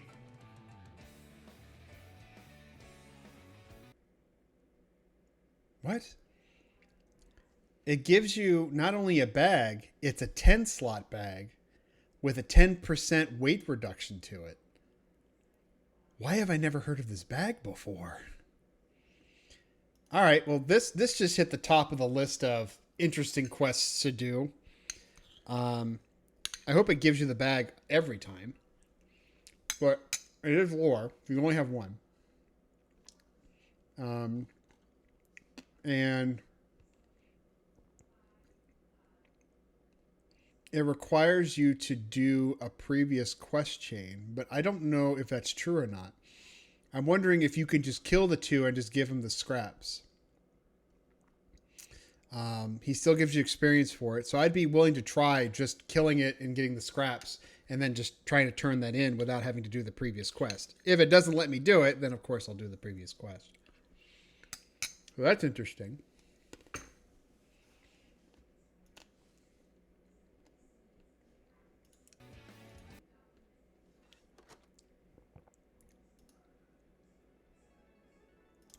Let's see here.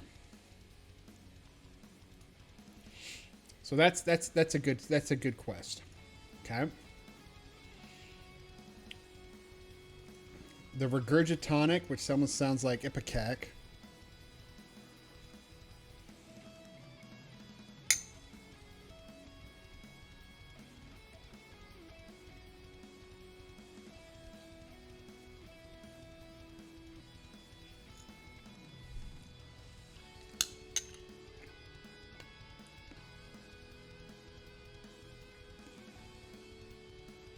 It doesn't look like it gives you any experience, the Regurgitonic. You need a flask of nitrates.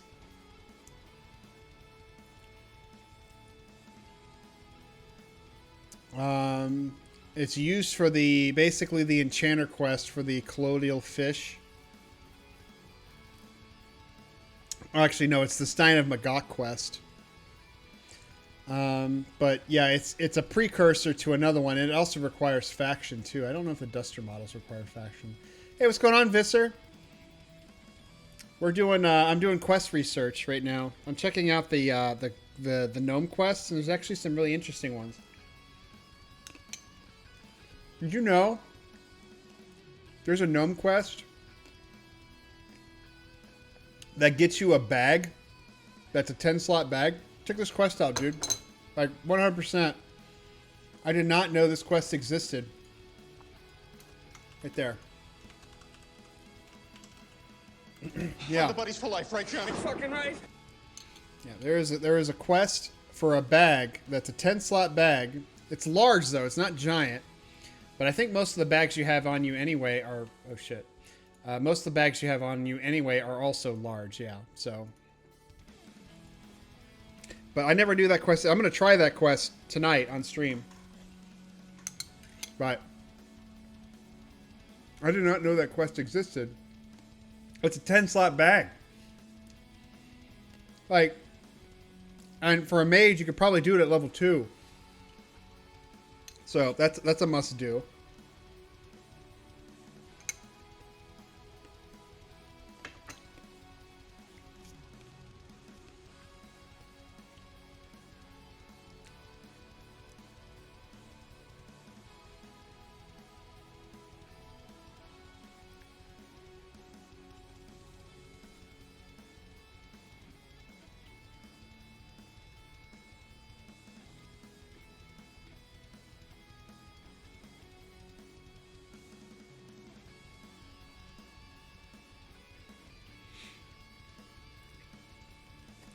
Let's see. 10 slit giant crafted for like 150. Yeah, it's worth like 150 right there. It's not giant though.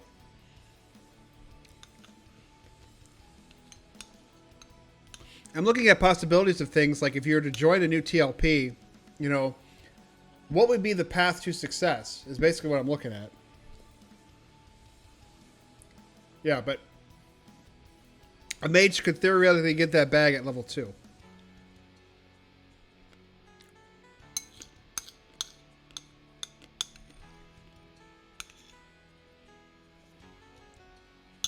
Alright, well I ate all my ice cream. Plus it has a forging hammer, which I don't even know how much that's worth because you probably could sell it. Okay, so Regurgitonic is out. Exterminate quest is out because it doesn't exist in it doesn't exist in vanilla. You have to be a do you have to be a gnome? Is it gnome required? I don't think so. There's no faction requirement for it.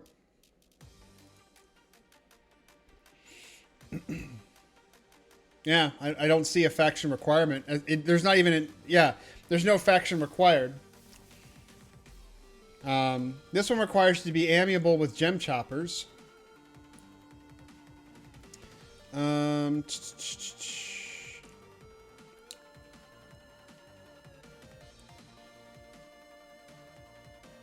Island in the middle of the lake. Alright, so, okay. Test would be try on an elf. I could do that. I'd have to be a high elf mage, though. That'd be the fastest to kind of get there to do that. I could probably go in as a Eurodite, but... Dude, I was reading the Eurodite quests. Holy shit, the Eurodites are crazy motherfuckers. Like, all crime is punishable by death, pretty much, is what I read in one of the quests. It was just like, yes, breaking the law is always punishable by deaths or some crap. And it's just like, the Praxis Knights, I think it's the Deepwater Knights, their paladins will go to great lengths to do some really crazy shit. Like, one of the quests is you're trying to prevent, what is it, Bale? from building a bridge from Kinos to Uridin. To Uridin, and like bypass the entire city and not even need boats. And like the Uridites don't want this, so what they have you do is the paladins go and murder all of these innocent people. And it's like, what? What are you doing? Yeah, the paladins are psychotic. It's like, oh my god, you're like murdering innocent people. Like, this isn't right. So anyway, I'm looking at quests right now. The Series C black boxes. Shiny card. Okay. Hand in shiny card. Okay.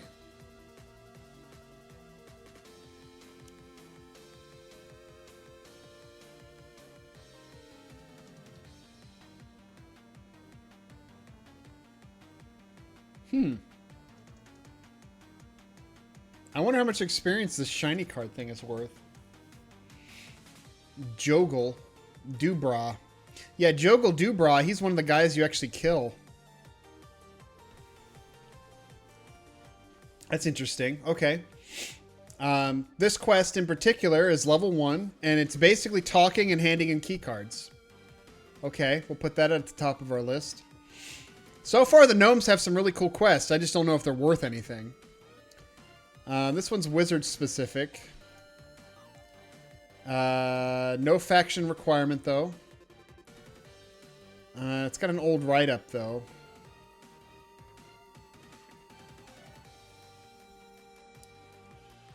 Okay. Which you collect 4 spare telescope lenses for 4 observatories around steam fonts. Gives you a rolled up note the names of 4 world observers, 3 of which are located in the Steamfont Mountains, while the last is in Lesser Feydark. These are supposedly for the 4 lenses. The normal run is outside the zone line of Lesser Feydark. Give you one if you ask. Steamfont will give you ask. The reserve tells you stolen by a dark elf female is into Rin. She is in the Freeport. Oh, you gotta go to Freeport. Fuck that. You gotta kill her. Or play cards if you have okay faction with her, or continuously trading her Innerrook's Kiss of Death.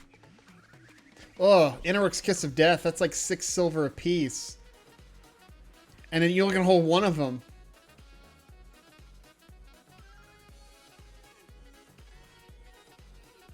Okay, or you could play cards with her if you have okay faction with her by continuously trading her Innerrook's of Death, which you can purchase at the nearby tavern. She has even sometimes found the tavern where you can get the drink for a draw of a card until you manage to draw a king. Yeah, play cards, yeah. Yeah, we're going to play some cards. Bow chicka wow wow. Or if by playing cards they mean just murder hobo. I mean, I can murder hobo too, but she's level 15, so... and then when you get all 4 of them, you turn them in, and it can give you spells. I think they're all level 1, though. Actually, no, they're not all level 1. It might actually be worth... no. Okay, so this one's not going to be so much worth it, because you have to go to Freeport. So we're not going to do that. Scrap metal. Okay, so scrap metal immediately goes to level 2. So scrap metal you get off of Clockworks. I bet you it doesn't give you a whole lot of experience because it's a turn-in quest. It does, however, give you some items.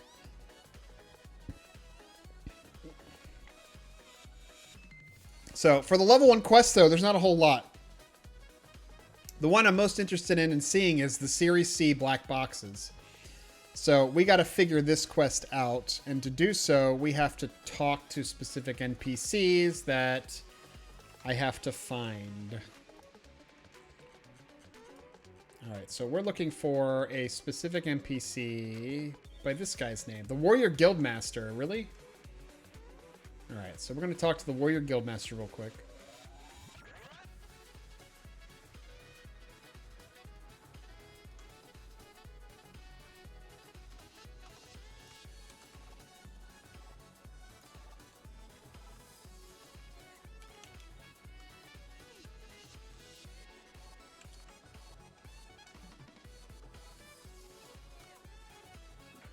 I don't know if I actually need to talk to this guy, but...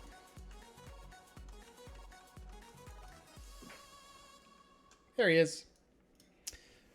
All right. Is it warrior only? Or is it gem choppers only? Oh, he's only indifferent to me. So if I try to say... you must show great allegiance to the gem choppers before you speak with. Search the hills for rogue clockworks. Captain will accept 2 of the black boxes. You prove your loyalty to the hall. Okay, so you can't do this quest unless you're a fighter. Do I need an AC ring? My mage needs an AC ring.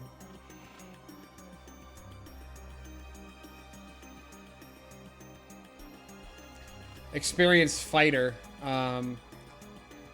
A new warrior or experienced fighter. If I say new warrior, yeah, you need faction for this quest in particular. So that doesn't work so well. This is for a different quest. This is for the black boxes quest. Which I guess the duster models goes with that. So you'd have to have... Nope, that's the wrong one. You'd have to have faction with the gem choppers. So...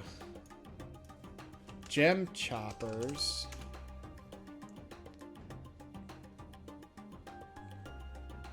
Gem choppers? Nope, there's 2 different words. So the gem choppers I have almost... I'm 35... I'm 35 away from amiable. Like, seriously? Oh my god.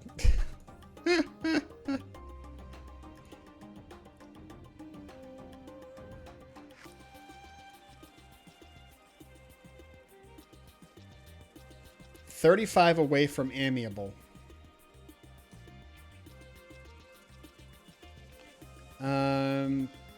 Yeah, you can't do the scrap metal.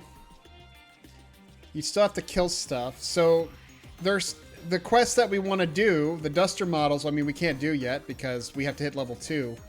So we're going to check out going postal real quick. So we need to find Lyra Learstring. I don't know where she's at.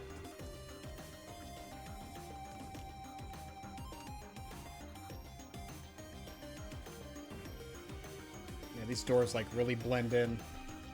No, I don't want to go that way. Jesus, how the hell do I get out of here? There we go. Let's look at the actual Brewalls map. We'll do a search on Lyra Learstring. She's right over there. Which I don't know. Where are we? Oh, we're on our way. Okay. It's not a far travel to Kelethan anyway, so it's fine.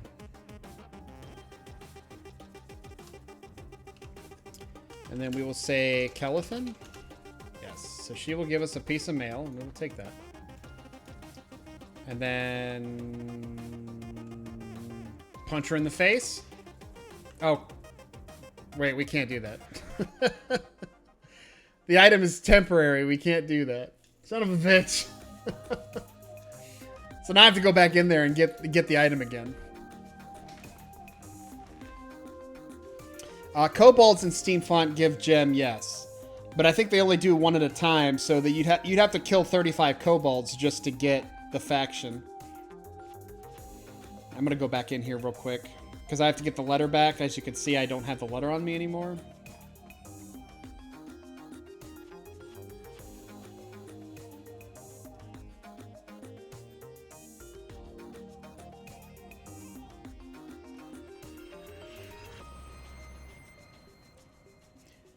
Do do do do do.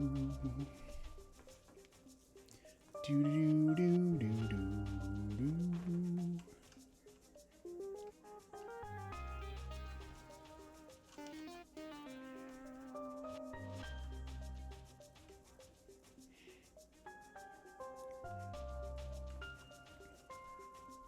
I remember the one time I came here on Krogoth and I did a lot of murdering of guards because like we were aggroing all kinds of shit.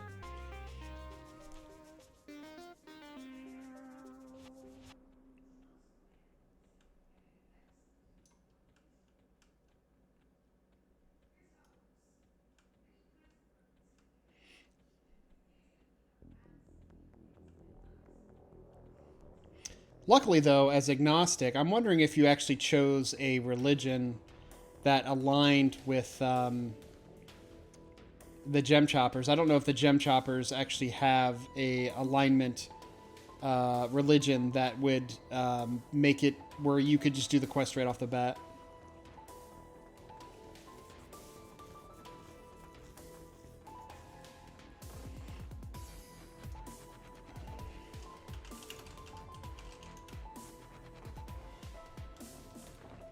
Alright, we got our letter. We're not going to die this time.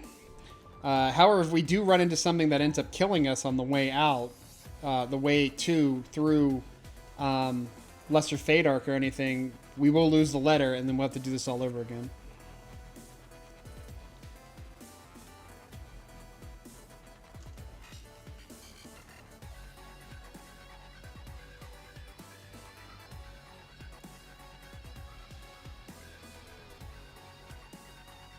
There was a quest I was doing. I think there was a quest I was doing where I was doing a turn-in, and that turn-in was giving me faction. I'm wondering if I could refine that quest. And it was like an easy turn-in. Let me see. Gem, choppers, EQ.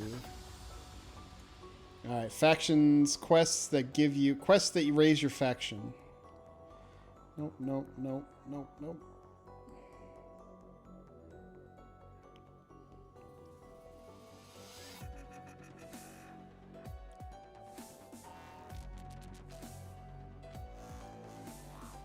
Shondo and the Tonic.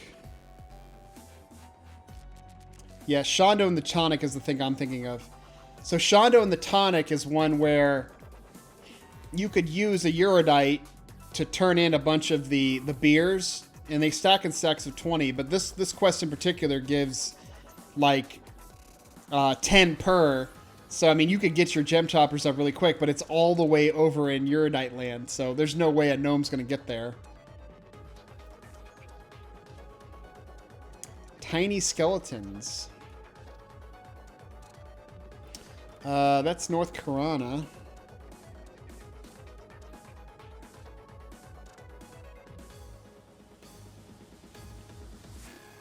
Apparently there's 2 quests for tiny skeletons.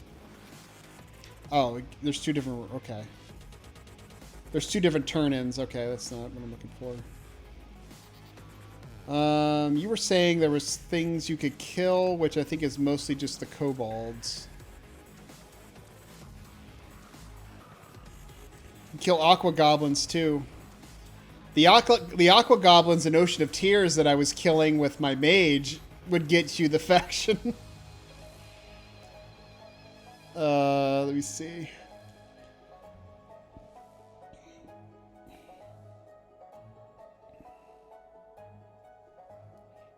A Kobold Scout.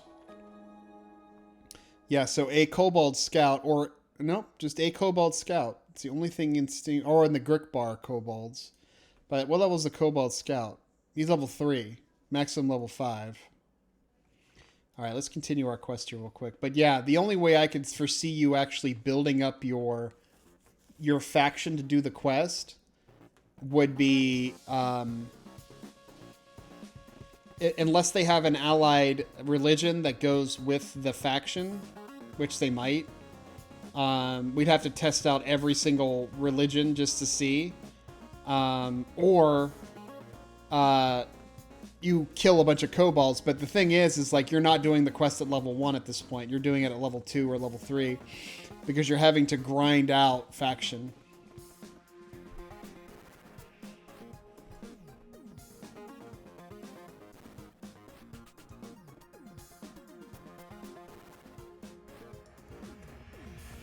The scrap metal turn-in actually gives you 5 faction.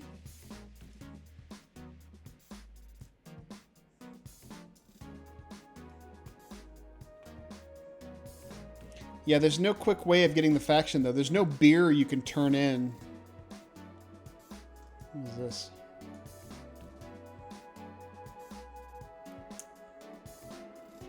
Yeah, there's no, like, drink quest you could turn in that's inside of Akanon. It's all the way out somewhere else.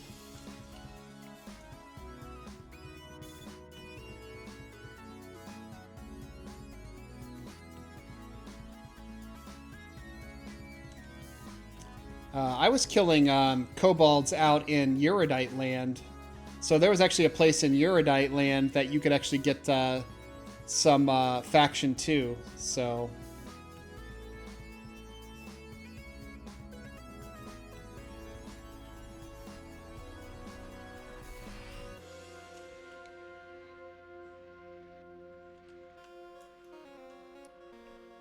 What level are these guys? So these guys are yellow, level 4. If I had the pet, these guys would be easy. Oh no, there's a runt. Nah, I don't want to kill the runt yet.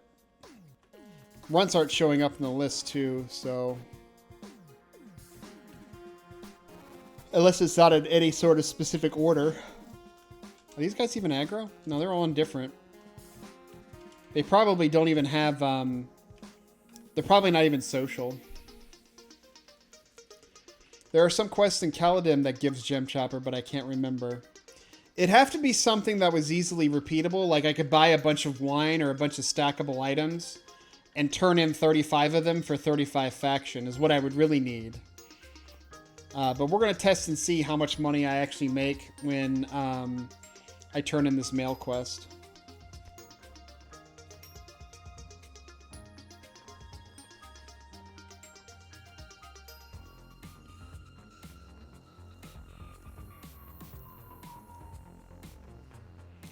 There's a quest here called Journey to Akanon. Oh, this is Plane of Knowledge quest. Never mind. Yeah, we're looking just for vanillas.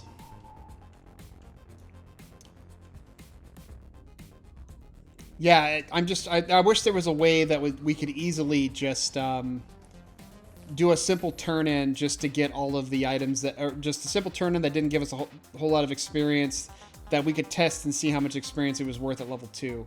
But I have a feeling that even though we can do it at level 1, we're not going to be able to do it at level 1. We're going to have to do it at level 2 because we just don't have the faction. It's basically what it's going to boil down to.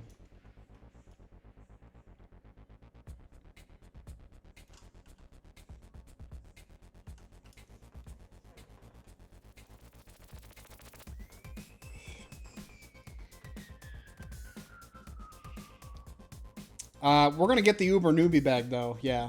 We're going to get it. We're going to try the quest and see. But I was hoping to do the quest at level 1 just to see how much experience... Well, not that quest, but there's a precursor to it. And see how much experience it actually gives you at level 1. But apparently you can't do it at level 1 if you don't have the proper faction. But Gnome Warriors could. So if you made a Gnome Warrior, you could probably do the quest. But we're not making warriors. We're making mages. The Felwith entrance is actually, or the Fadark entrance is actually right here. That's not bad. We just have to go to the Bard's Guild now.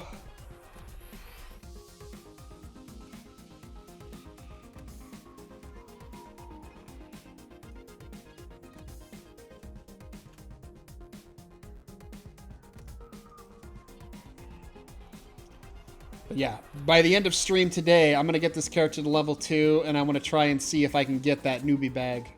So we will basically work to getting to level 2, and see what we can do from there.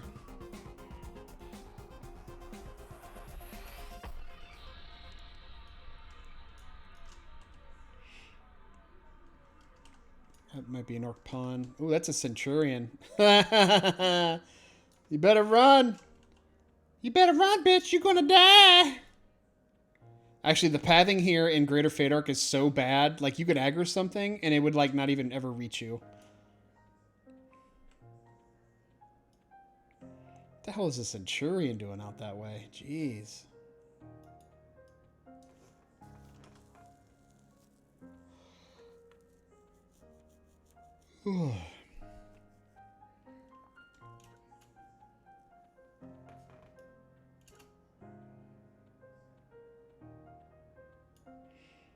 Hey, there's a little newbie druid who's got poison on him.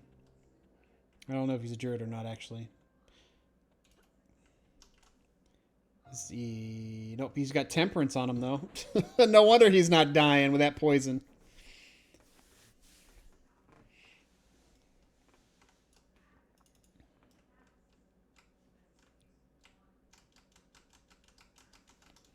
Okay.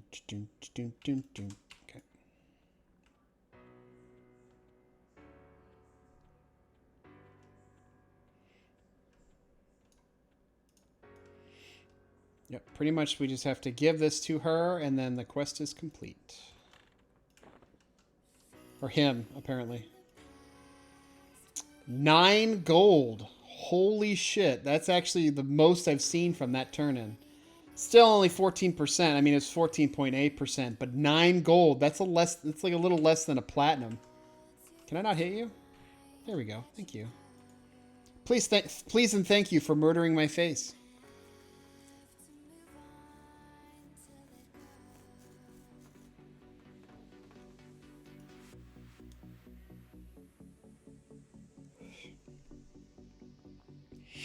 Yeah, but there's no other quests listed for Akanon as far as with what you could do.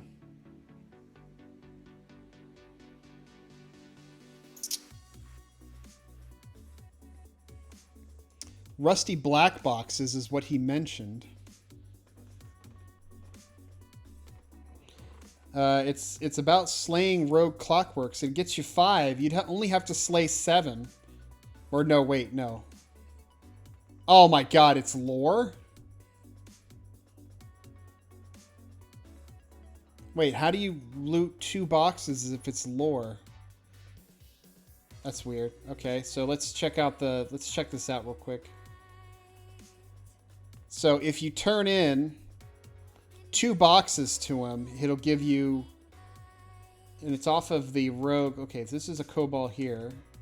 I'm gonna see if he actually gives us faction.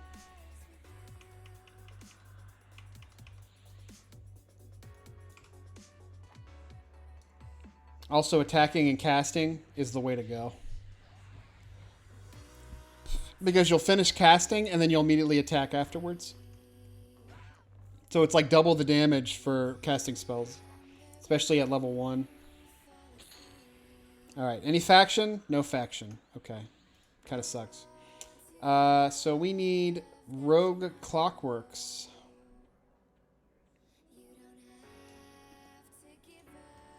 I don't know if there's a specific. I don't know if there is a specific. Runaway Clockwork. Here we go. So there's spiders.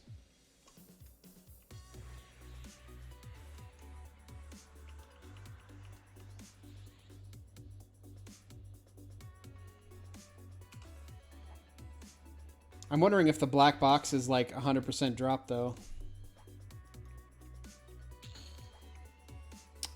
Box fragments.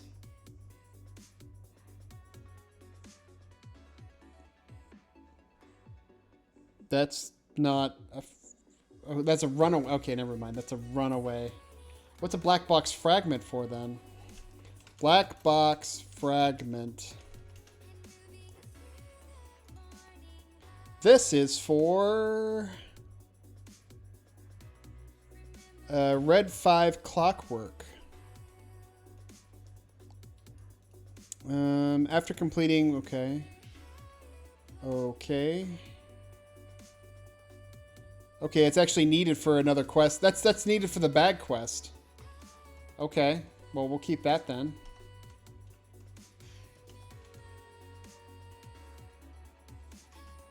So we're looking for what? Rogue Clockworks still though? Not Runaway? Oh my god, we're looking for Rogue Clockworks. Where the hell do those things spawn? Like, I'm the only gnome here in this area. I don't see a single Rogue Clockwork. I think it's the gnomes though. It's the gnome looking clockworks. I guess we'll search around for a while just to see what we can see. This guy. Metallurgist Mirkazin. Hello? Quickly, I need your help. Okay. I received a sample of new ore mined from the Pirates of Broken Skull. Fortunately, it's not a pure conduit. Would you be willing to help return the favor? Take the sealed sack and get 3 samples. Make sure to combine them. I don't want samples oxidized like the last ones. Okay. Sealed sack. Oh, it's actually a sack. It's a sack that it's a 4-slot bag that holds 4 items. So I'm just gonna carry it around with me as a bag. I want to see what this is for, though. Sealed Sack. EQ. Sorry. Sealed Sack is a quest for pristine ore samples. A level 50 Yakisha quest. Okay, we're not doing that. We're not doing non-vanilla. Sorry, buddy. Alright, so that is a runaway clockwork. That's what we're looking for.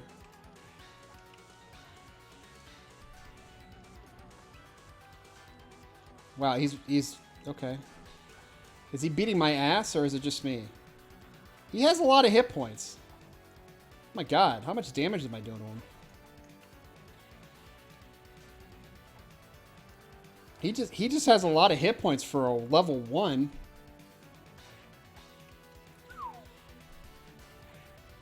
He beat my ass. Like, how the hell am I supposed to beat him? He feels like double a mob. Sup, fucknut? What's going on, Wolfie? How you doing, buddy? I'm just getting my ass beat by this runaway clockwork. How was Chinese? It was good. I loved it. It was so yummy and delicious.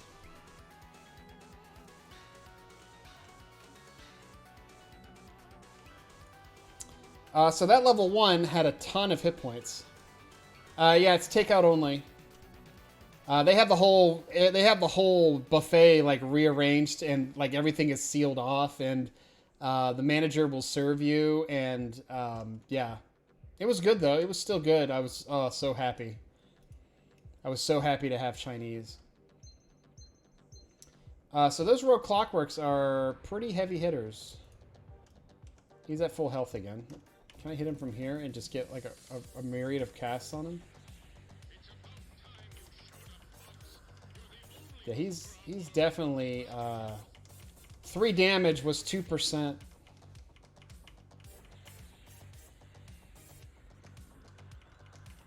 Yeah, he is definitely not taking any damage.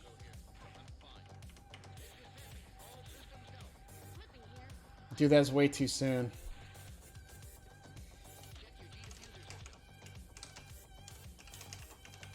That's timeout for you, buddy.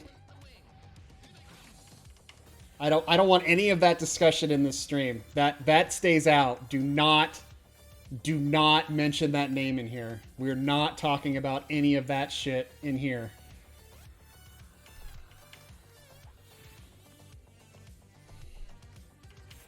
Like that is bad taste right there, man. That no joke. That no. Mm-mm.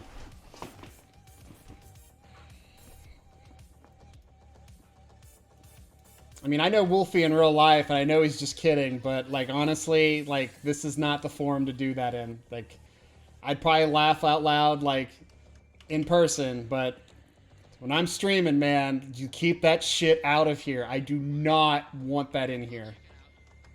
Oh, wow, this guy's actually really slow. Look how slow he is. I could probably just kite him around.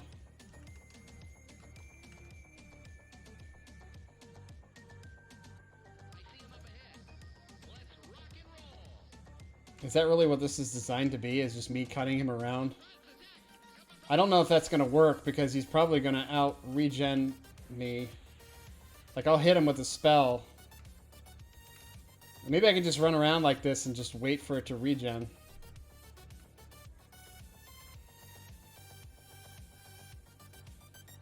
I wish I could sit. Get rid of that. Oh, no, no, no. He's already regened a few hit points.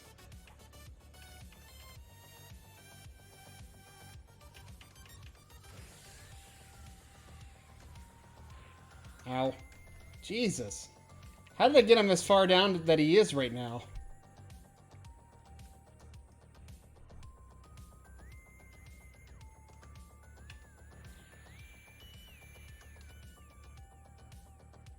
Yeah. He has like over 100 hit points, it feels like.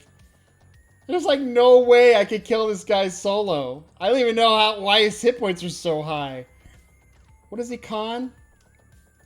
Khan's white. He is literally equal level to me, and yet he is so overpowered to me.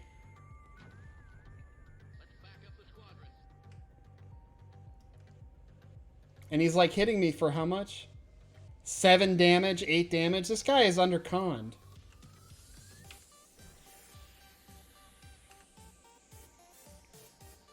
Wow, I was not expecting this. Super underconned.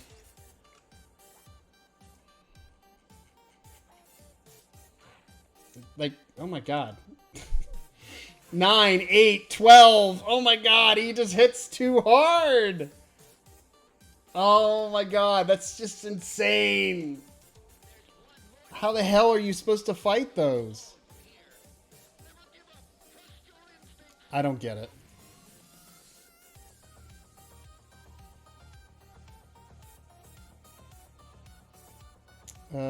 This is the... Okay, that's a different part of the quest.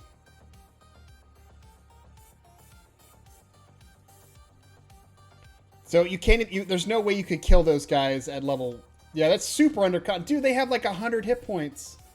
Like, they have a massive amount of hit points.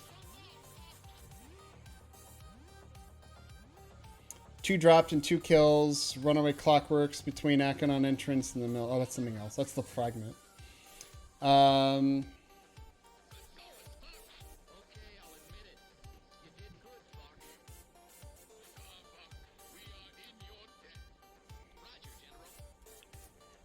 Yeah, if you turn in 2 of the black boxes, it's 5. I mean, you'd have to get 14 of the boxes, but I mean, like, my goodness. Like, killing that rogue clockwork. Let me look this up on Zam. No, that's a runaway clock. No, it's a rogue clockwork. We want a runaway clockwork, right?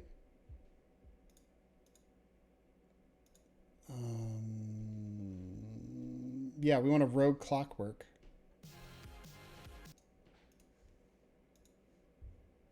No, that's not a rogue clockwork. It's showing the picture of a runaway clockwork. Okay, I don't get it.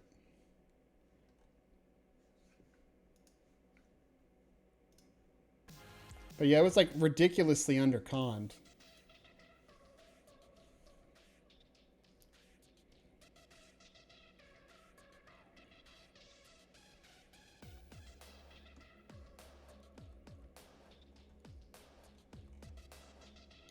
It's like almost as if I had to get my druid out here just to see. I don't think he's a rare mob though. Good gravy.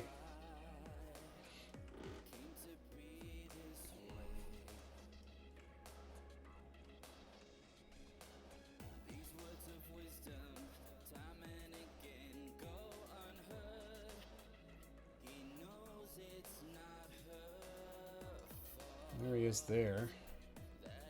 That's a runaway clockwork though. It's not what we're looking for. Is it a runaway clockwork or a rogue clockwork? We're looking for rogue clockworks. Okay, well, where do they spawn? It's the spiders, but the spider was a runaway clockwork. This guy, for whatever reason, is a runaway clockwork. Okay, so I don't even know what I'm looking for at this point. This is a runaway clockwork, but we've killed one of these before, and they don't drop what we're looking for.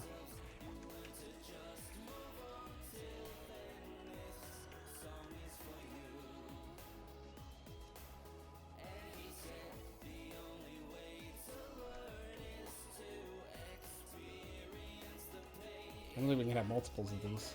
Oh no, we can't have multiples of those.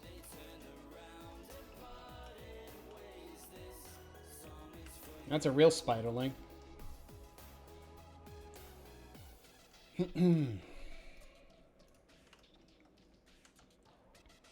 So what is a runaway clockwork?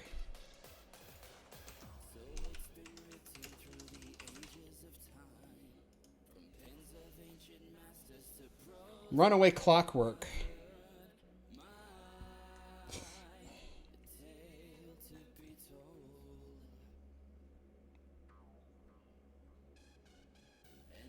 That's for Mage Newbie armor. Yeah, I think the Runaway Clockwork. So this is another one, Runaway Clockwork here. The Rogue Clockwork is for the Mage quest, but I think it's severely underconned.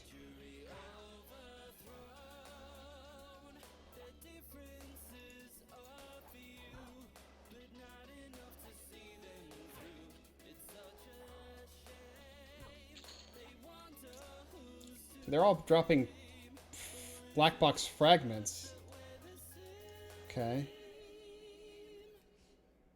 I wonder if it actually has a location. Rogue Clockwork. 50-50 chance. Low levels found near entrance to Lesser Fey. Okay.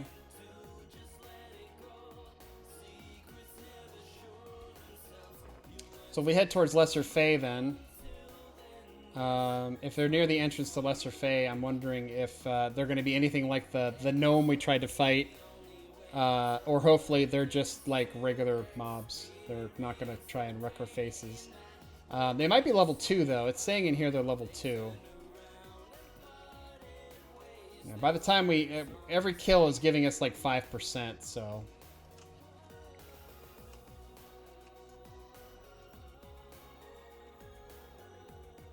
Yeah, this is another newbie area here. These things seem higher level, though. They are definitely higher level. This guy's level 3.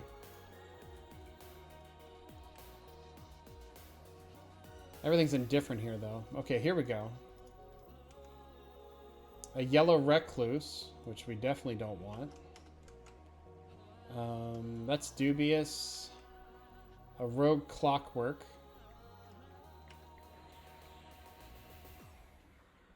Oh god, this one has a lot of hit points too. What level is he? He's white. Yeah.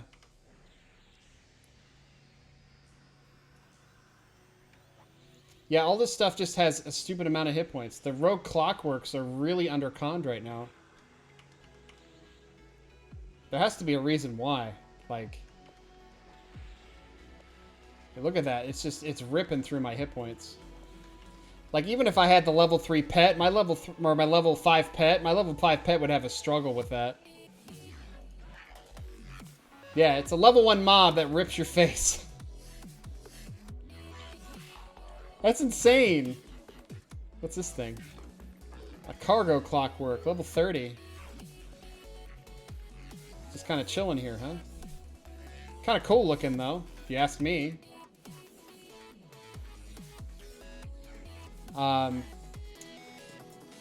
But yeah, so we're having a struggle killing shit, that's for sure.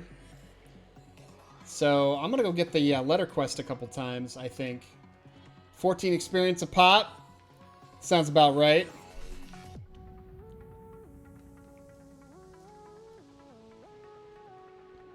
Yeah, as a mage, I hate having to kill shit without a pet. Like, it's so frustrating to me. I could take a moment to actually try different mages out to see if a religion will give them more gem faction. I can do that real quick, but I don't normally recommend making gnomes making mages with religion, because then they end up having weird faction with things. So, but let's take a look real quick. We'll give it a shot, see what happens. So I'm gonna go ahead and camp.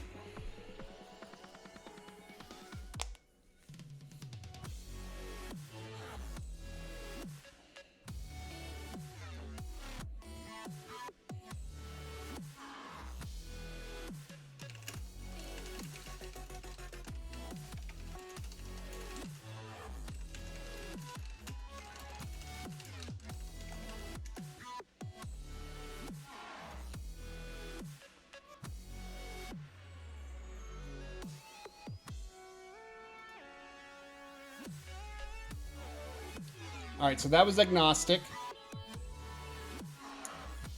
Let's take a look at... we don't need this mage anymore, right? So we finished that experiment.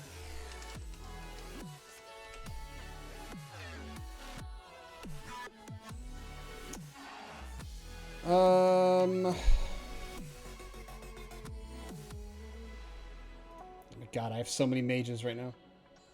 It's just a pack full of mages. All right, so agnostic, and then there's oh, that's evil. Brel Celius. Let's try Brel Celius and see if that does it. I don't want male.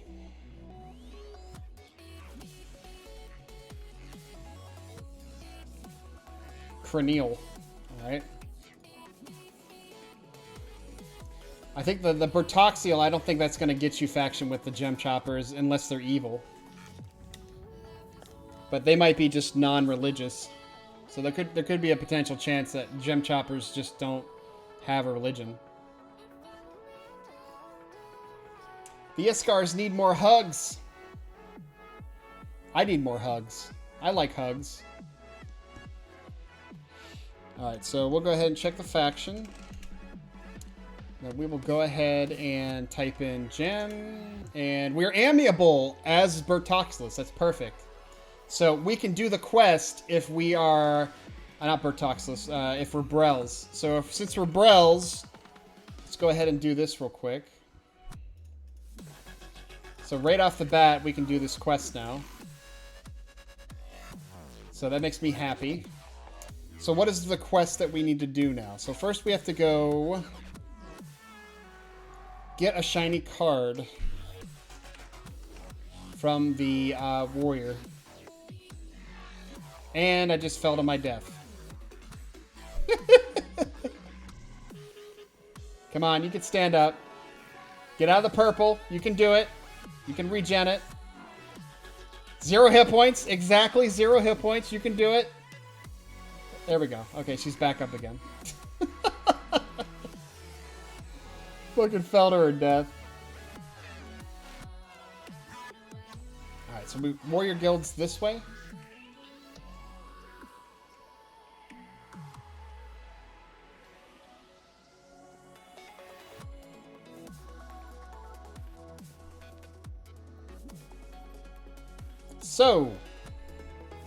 So I see that you're back. Your 10-minute timeout has ended.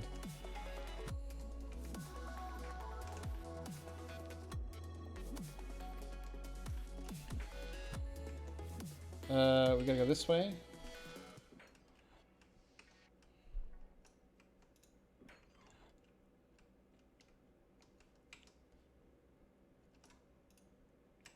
Hey, what's going on, Azina? How are you? All right, Visser, I'll see you later, man. Thunder Buddies for life, baby. Thunder Buddies for life. Internet's back up for the moment. Your internet was down? I didn't realize your internet was down. Stop being such a dingus. Dude, man, you gotta be stopped being a dingus. So now the Duster quest is what we're looking for.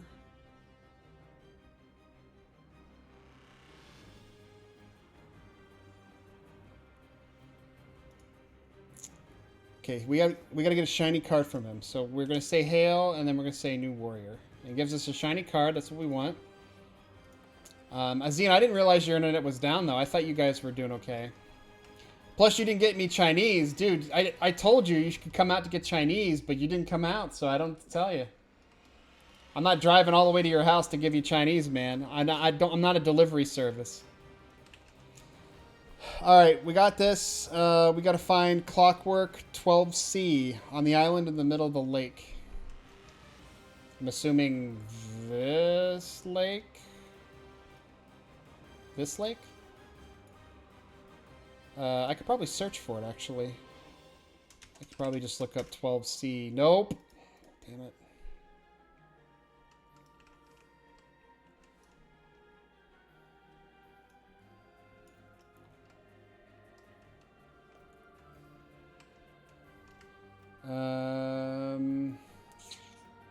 Can we do a find? Definitely, probably not a find, because I'm not seeing any... Yeah, I see a Clockwork. No, none of this stuff. All the merchants, and that's about it. Okay, so then the lock is the best I have. So it'd be in here somewhere, I'm thinking. Oh wow, or not, actually.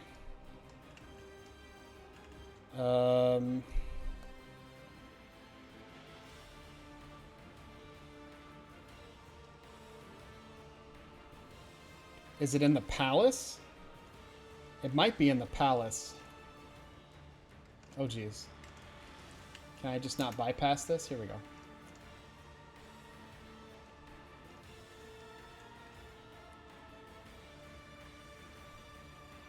I don't think I've actually ever been in the palace. What are we looking for? Clockwork 12 XIIC. Clockwork XIIC. Jeez, what are all these things? I don't think I've ever been in this palace.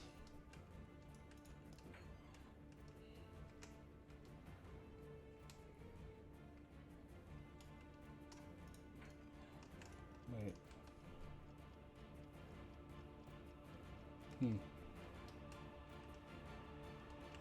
Yeah, all these seem like high level.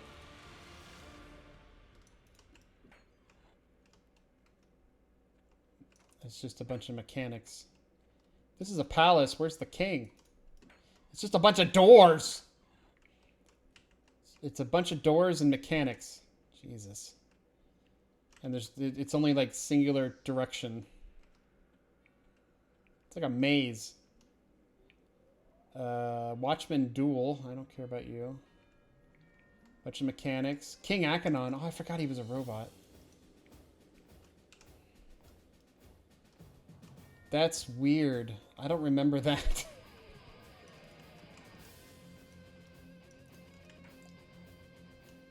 Clockwork Torturer, right next to King Achenon's room. That's interesting.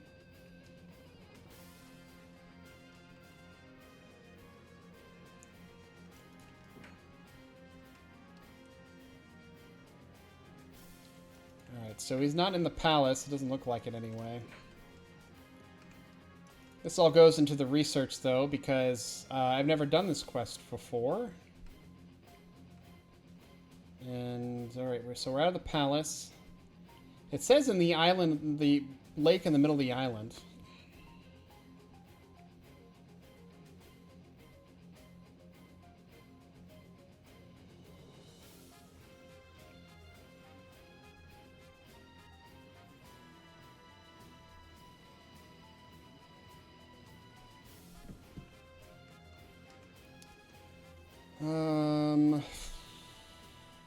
This is the only lake that I know of.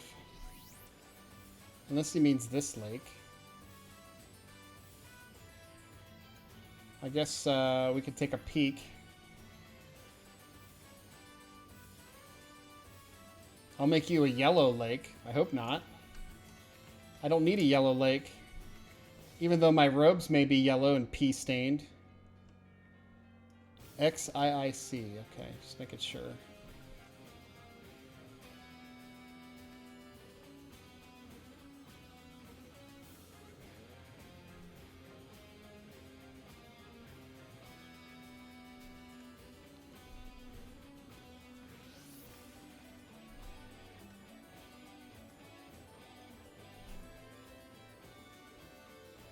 A bunch of guides here. Well, there's a lake here. There it is. XIIC right here. Oh god, I can't swim!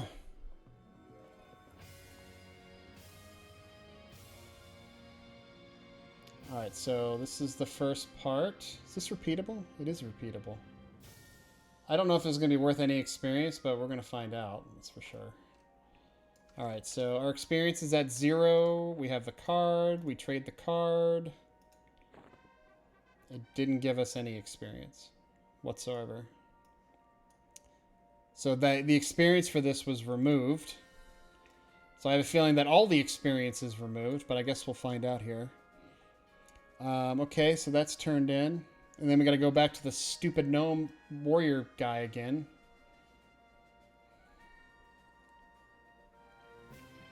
No soup for you.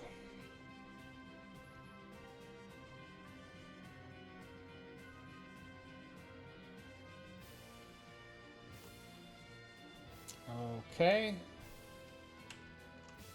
Is this the right direction?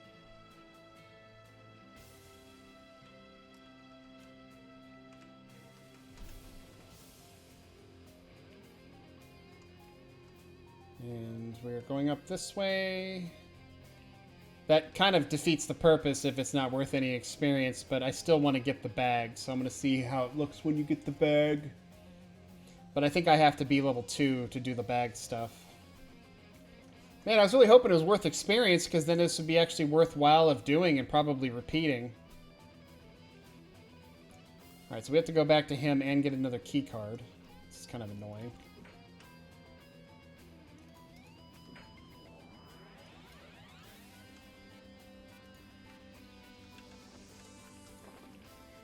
Alright, so the mind I'm using...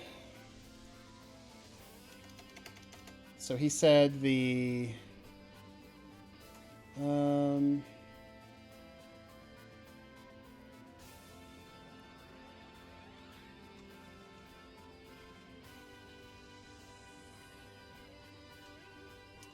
the minds of malfunction.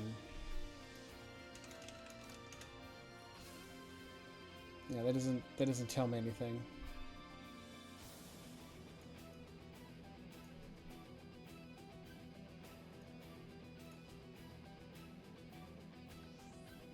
XVIIC. Was that in there at least? XVIIC. XVIIC. That's what I'm looking for. So he's up top there. Where am I at?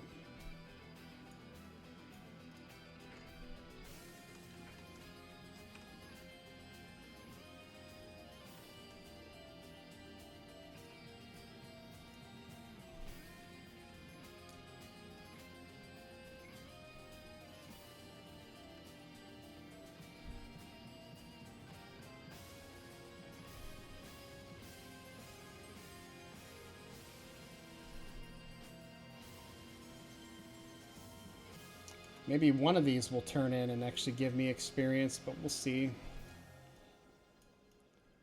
Did it mark on my map? Okay, yeah. This guy, I think, has a spawn timer, so he might not be up because he's only up at a specific time of the day.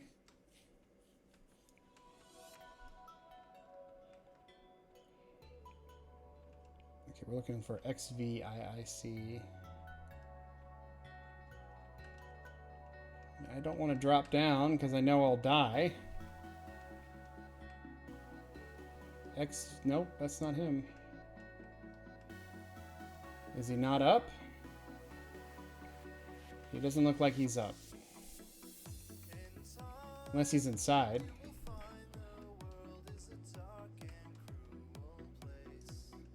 Necromancer Guildmaster is apprehensive to me. It's not too bad. Let's see. Or just outside the zone in its Steam font. So, is this a temporary item? If it's not a temporary item, nope, it's a lore item. Okay, just kill me, just so I can get out. It's my teleport spell. It's called Death in My Face. All right, so then this guy should be right out here, right outside. I couldn't tell you where. He said Newbie guard area.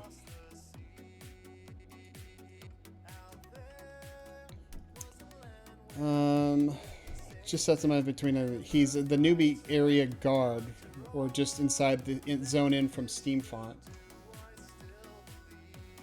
Or just inside the zone in from Steam font?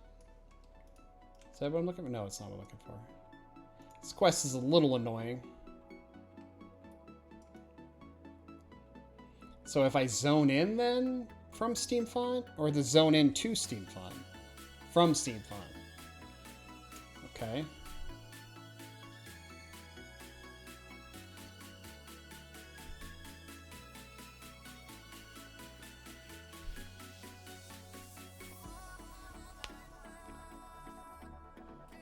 None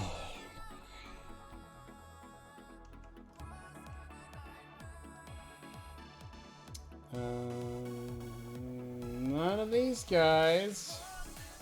Not really a raid, but still, it was a quiet night. Hope you're doing good. What's up, Gamey? How you doing, buddy? Good to see you. How was your stream? Yeah, it's been a quiet night for us, too. It's, must be because it's Thursday or something. Who knows? Critical Role night. So I don't know where this guy is at. It's a guide. We're not looking, we're just looking for guard XVIIC, I think. Yeah, XVIIC. I don't see him anywhere.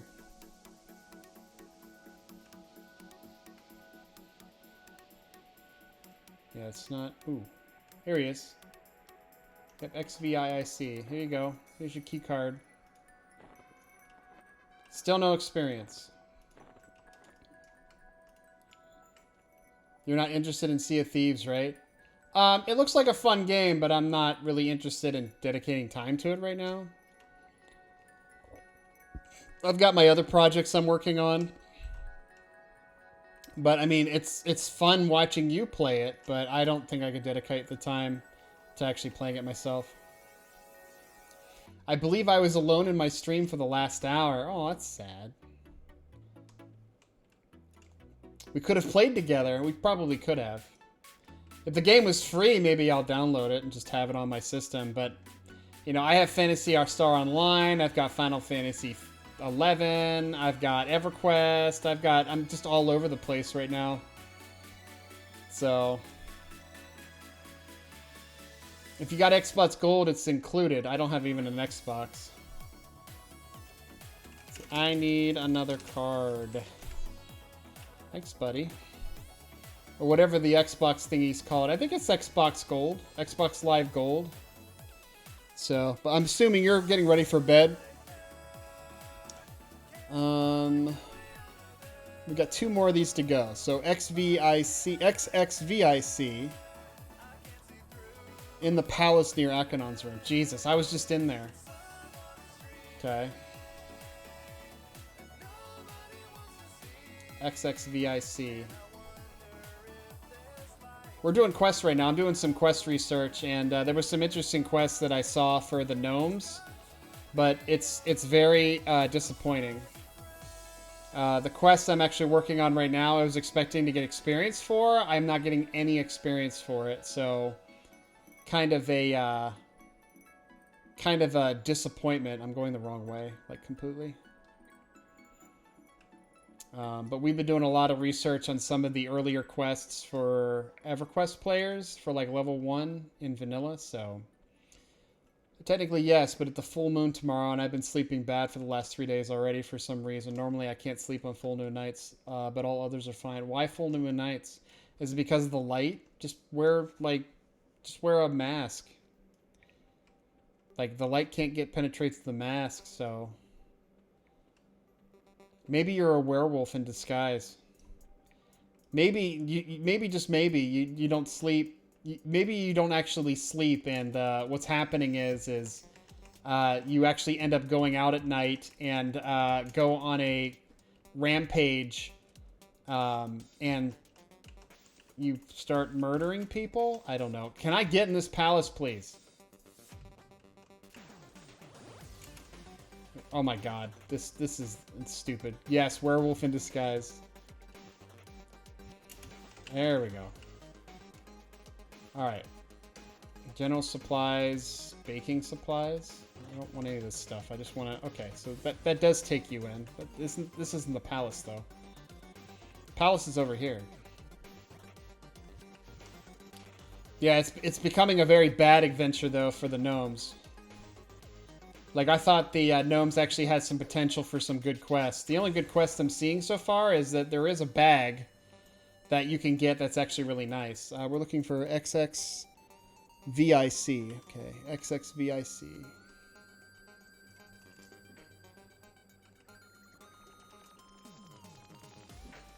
This place sucks. It's a bunch of doors.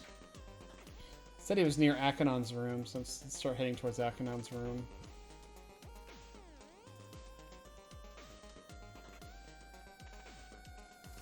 If I could remember how to get to Akinon. You can't even interact with Akinon. Fuck that guy, he doesn't want to talk to us.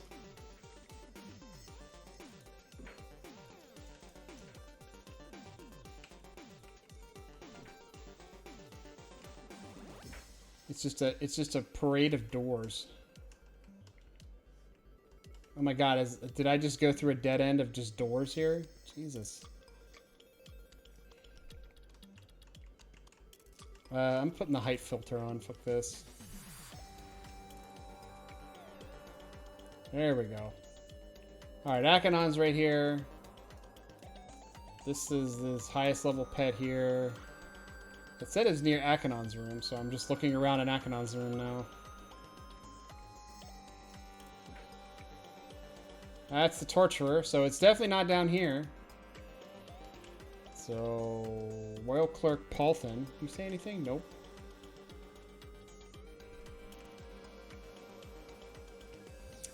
XX VIC, is this what I'm looking for? Yep, this is what I'm looking for. Here, have a key card. Yay, I got another black box. So I'm looking for a specific Clockwork Guards, and the way they're labeled is Clockwork Guard and then a series of Roman numerals. Okay, so now we gotta get out of here. Let's see if we can find our way out. Luckily, the map actually can do height. So I can just keep the height filters on and actually filter my way out. Oh good, we made it to the top, which means I can just jump over the side. Listen here, Fluffy. Why? Why not? I've never done the quests in EverQuest before, and it's more of like for my own edification and delight, but it's also for like research.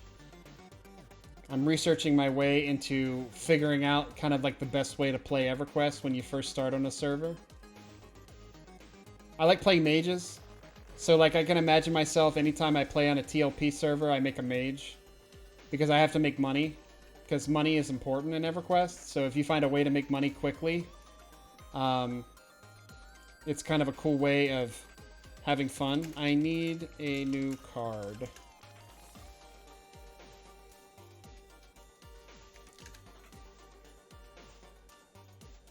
Can you give me a new card, please? I need a new key card? What the hell?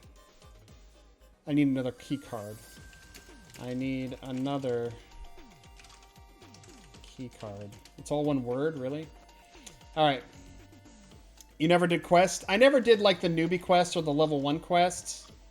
Like it's EverQuest, but I never did the quests in EverQuest, right? I only did specific quests, or there was only specific quests that I knew about, but I never really kind of took apart the idea of what the quests were and how to do them. So you never quest? I never quested. That's true. Alright, so we got that one, and then we have one last one, I think. Yeah, we got 4 boxes to give him.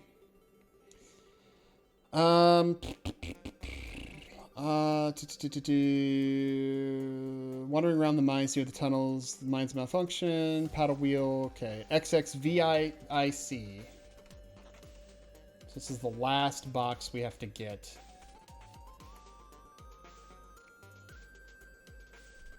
I think these are lore, right? Yeah, of course they're lore.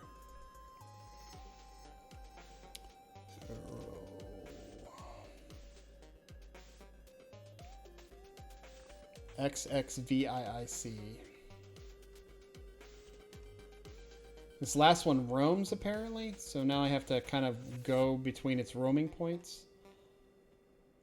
So let's see here. Once I do this, and then I'll be able to turn in the 4 boxes, and then the 4 boxes I'm hoping will get us a chunk of experience.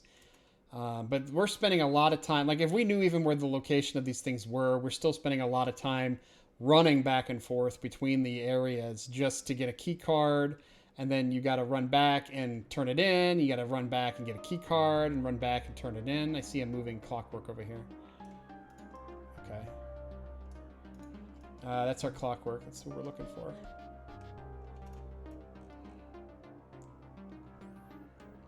Can I get up, please? Thank you. Alright. Alright, we got our 4 black boxes.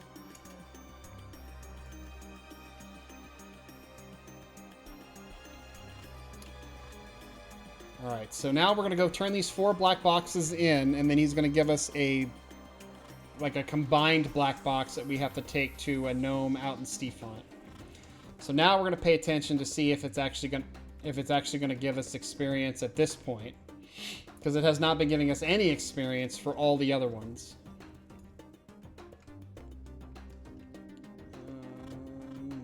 That's not the way.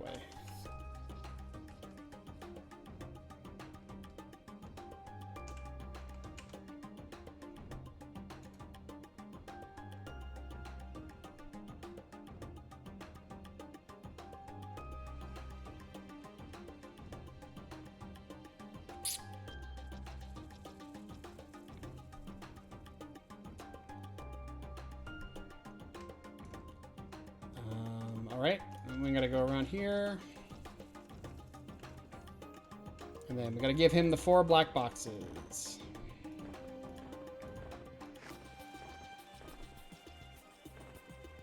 It was worth a whole 3% experience for that. Are you serious?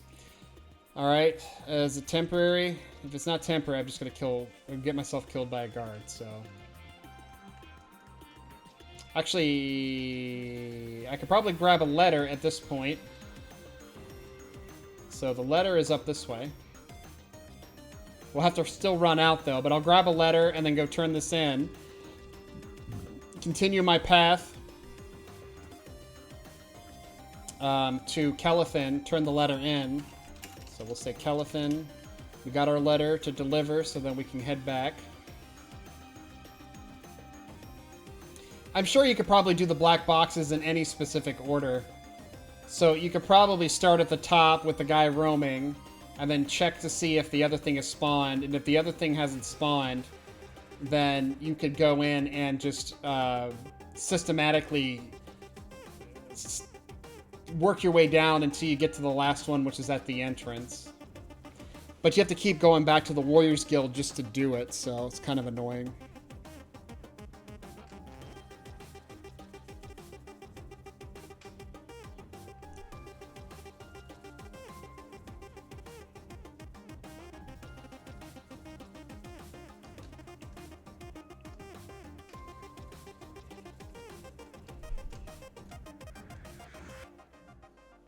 Hopefully when we turn this in, it will actually give us experience, like something better than 3%.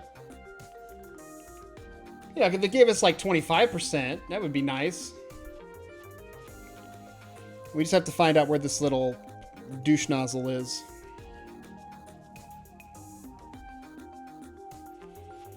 Steam Fawn is like one of those rare few zones that I do not know much about in this game. So that's kind of like why I do these things, is because it's getting me more exposed to areas that I have not done before. There we go. Okay. It's saying that he's just right up the road here, so let's hope.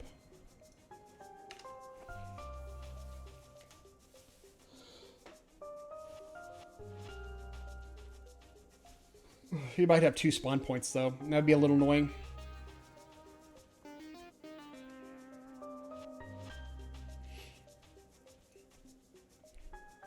Rein be tired. I'm always tired. I've had 2 cups of coffee today, and like, I don't know what it is, man. Like, after like 7 or 8 o'clock, I get like, oh my god, it's 10 o'clock already. Jeez, it's 10 o'clock already? My goodness. I've been streaming for like 3 hours. It's because I didn't bring you Chinese. Dude, I'm telling you, I did invite you to Chinese, but you just didn't take it. But like after like 8 o'clock, I start getting like the yawny sleepies, and then I have to get up and move around a little bit before like, you know, I start to kick into gear again. All right, well, he's not here. I don't see him. Is he up the tower or something? I'm gonna check up the tower here. Maybe he's up top. Ooh, if I fall, I'll die. I don't want to die because I have a letter on me. Good God, how tall is this thing? Oh my God, it doesn't even actually go anywhere. Like, that's the end of it. Son of a bitch. It's a tower of nothing. Have 2 kids on the diaper still. Let me know how you spend your day dealing with.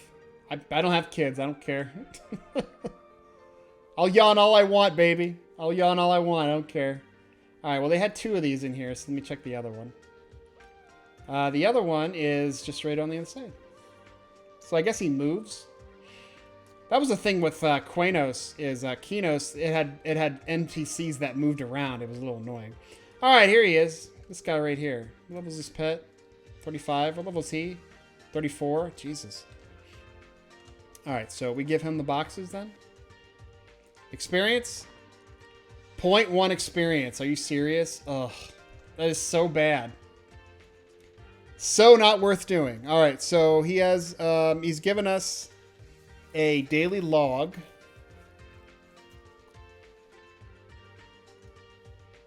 Drek Vebner. Is he right next door? Nope. Where's he at? Take this to Drek and Vebner. All right, so I'm going to turn in the Kelethin thing first, just so I can make some money real quick. All of that, and he gives me 5 copper, too. Are you serious? That was so not worth doing. So not worth doing. I'm level 1. Most of my research surrounds getting from level 1 to level 2 in a fast fashion. So far, my fastest run, aside from just killing things, is with the Eurodite. Because there's a couple quests that you can do as a Eurodite that gets you a lot of experience quickly, and it takes about 10 minutes. But it gets you about 2 platinum pieces and 2 platinum pieces of money, and you get level 2. And then once you get level 2, mages just that's their springboard. So level 2, you get your pet, and your pet just like murders everything. I'm not actually trying to level right now. I'm just researching on what's going on. I'm trying Quest out to see if it gives me any experience, because I have no idea whether they do give experience or not. And I'm trying to see if it's actually worth doing for the characters. So at the end of this chain of quests I'm doing right now, it's I can't do the second part of this quest, but it's gonna net me a bag. So it's going to net me a 10-slot bag. That's actually pretty good. What's going on, Ghoulie? How you doing, buddy? How you doing? How's your day? What are you doing? Stop being such a dingus. I am the kingus of dingus. I've been doing a lot of research, Ghoulie. You'd be proud of me. Yeah, I saw it. I don't know what is it? What is it that you sent me? This better not be a porn game. Oh my God. Oh my God. Oh my God.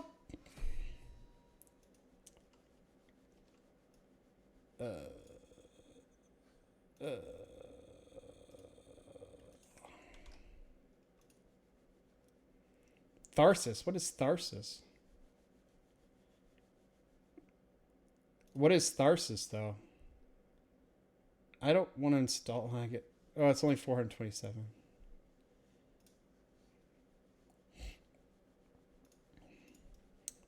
Magician. Yes, I am currently a magician. And I love magicians now. They're like one of my favorite classes. I'll check it out later, Wolfie, but thanks. I appreciate it.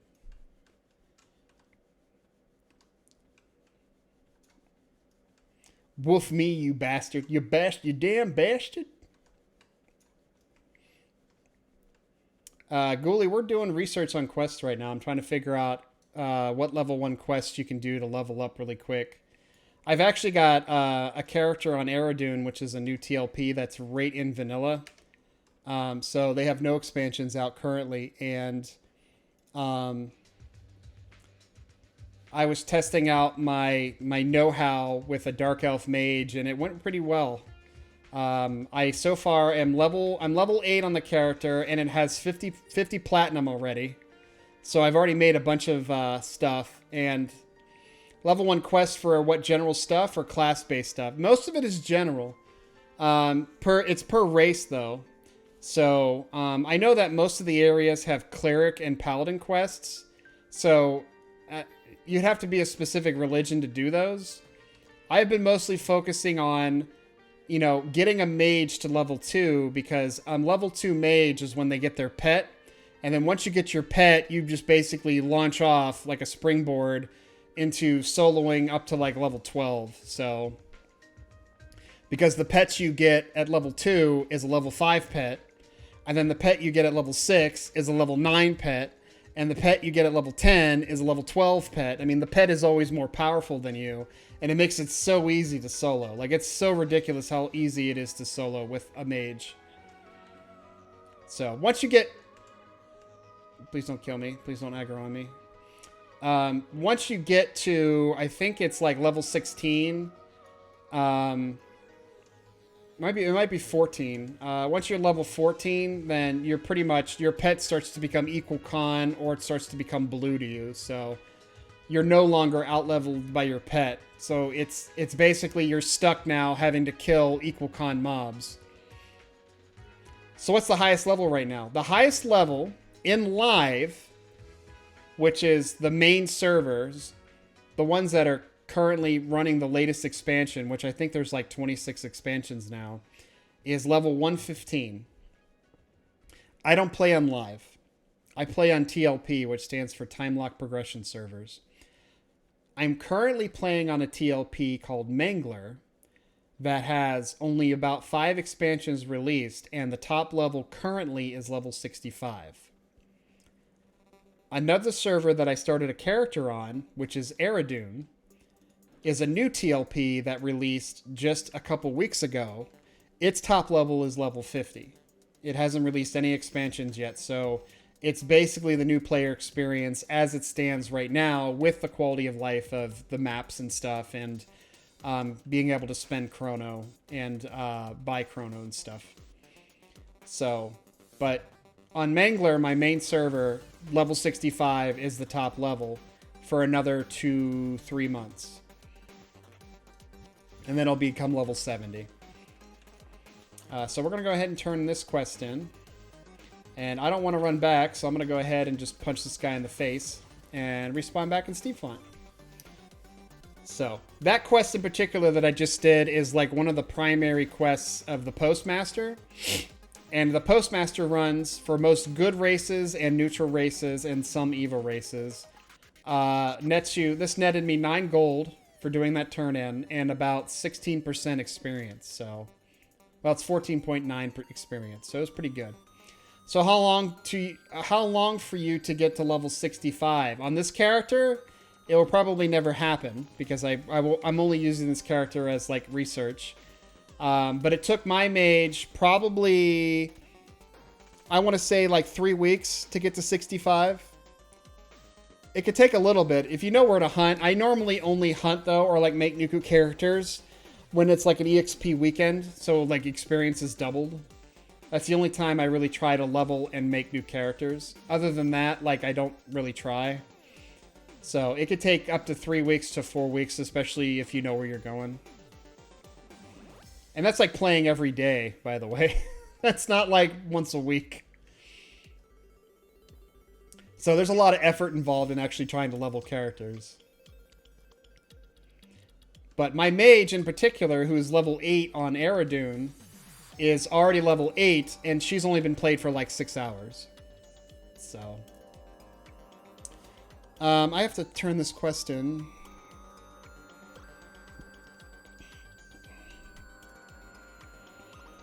Drekon Vepnerber. I wonder if he's actually Drekon Vepnerber. Wait, Drekon Vepner. He's a general supplies vendor. He's a general supplies vendor in the Gem Chopper Hall. But yeah, in doing this research, though, I've been discovering a lot of quests that I never knew existed, and it's been a hell of a lot of fun, for me, at least. Okay, so this guy, we gotta give this to... All right, that was worth about 3% experience. That's not too bad just for a simple turn-in. I'm not level 2, though. I think it requires to be level 2 for this next one, so I actually have to get experience at this point. There's no real quests to do here, it seems, at level 1. You have to get to at least level 2 before the quests start opening up. So what I have to do now, because I want to hit level 2 and I want to see if I can finish this quest chain, is I have to get level 2. I can actually go to the Mages Guild and pick up my spells now because I have money. But I'll go to the Mages Guild, get my spells, get my reagents, and then I can actually go hunt, get to level 2, and then I can come back and actually finish the quest.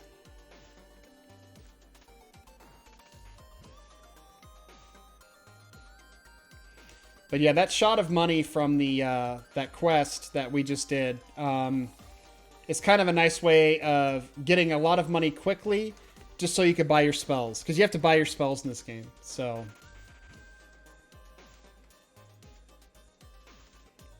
right, so we're gonna go in here, and we gotta go in here.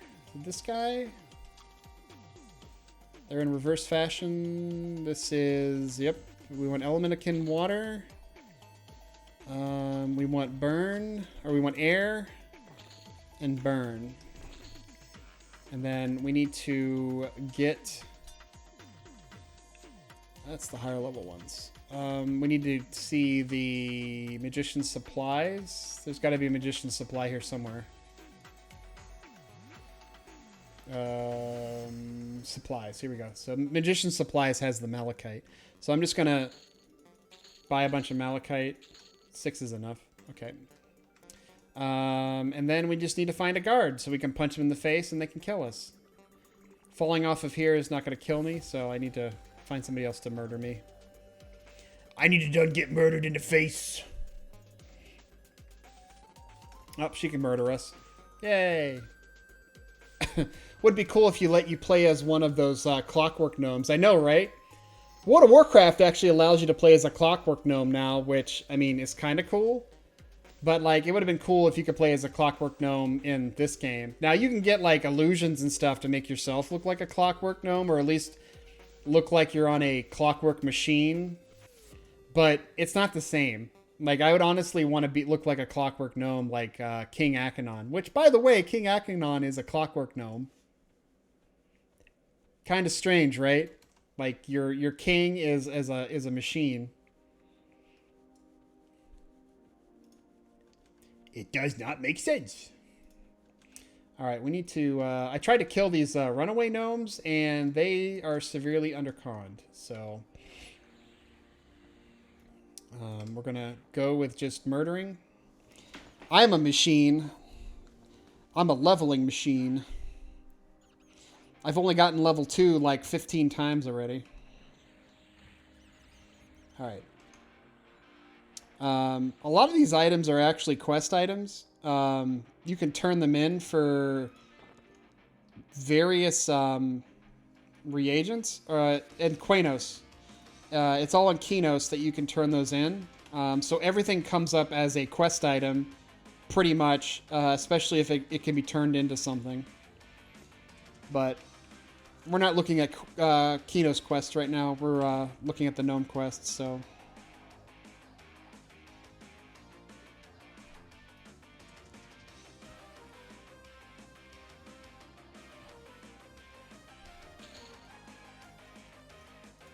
Oop, that's a red.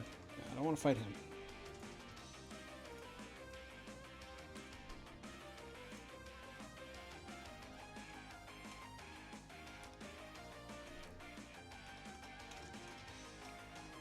Man, it's really hard looking for these level 1s.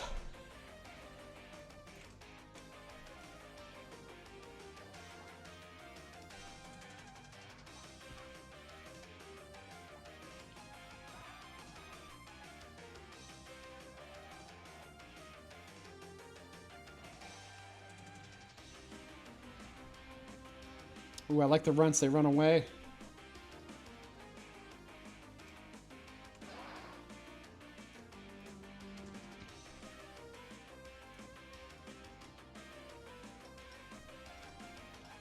Everything is like level 2 or 3 here. What the hell? Like, I just want level 1 mobs. Like, is there a level 1 mobs hole here? Like, everything is way too high level here. This is like the worst newbie zone ever. It's the newbie zone where everything is out leveling you. The newbie zone that makes you feel bad.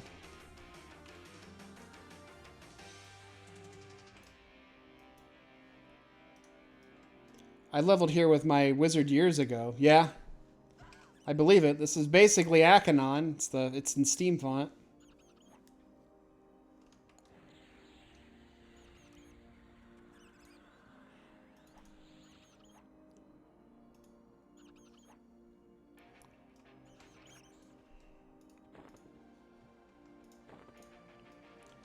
Even the spiderlings are too high.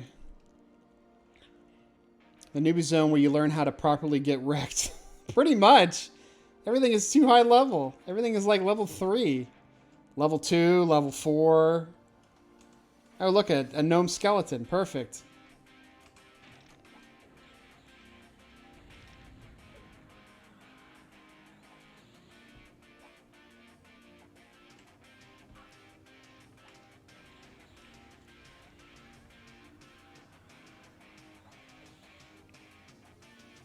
Like, is there another area to the newbie zone? Because all this stuff seems to be like the mid newbie zone, not the low tier.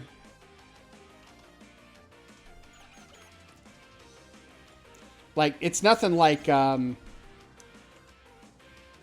like Freeport. My God, Freeport's amazing. You got all kinds of stuff in Freeport that you can hunt. It's all like low level. Like here, I have to search around just for level 1s.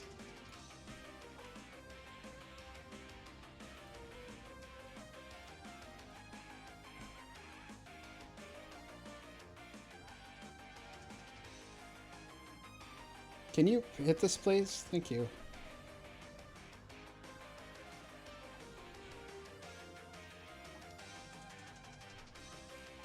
I see another runt back here too, which he should be level 1. So I'm like preloading my level 1s that I have to kill. Hey, look, a Shaw I can actually use.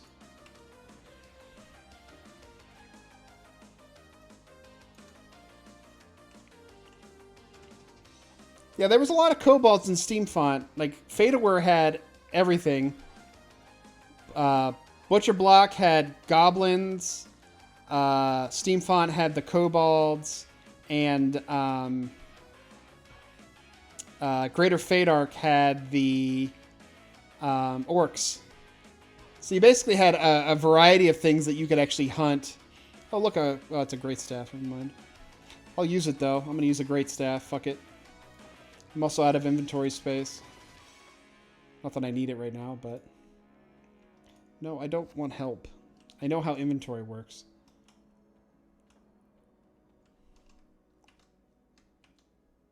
Hello? Cello? I targeted him. Where is he? That's what I honestly need is a follow command. Oh, there he is. Is a follow command against creatures, so I can just target something and just follow it and just like track it. I think that would be a lot of fun. Yeah, beat him with your stick.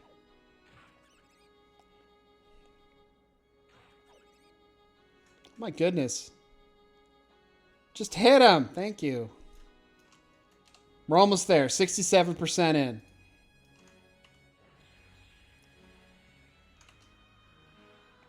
It's basically 5% a kill at level 1 versus a 1. But pretty much at early levels, you want to stick to whites and yellows if you can. As a mage, you can basically want to stick to yellows the best you can. Especially if you have a pet that's also yellow. Nice kill. Look at that.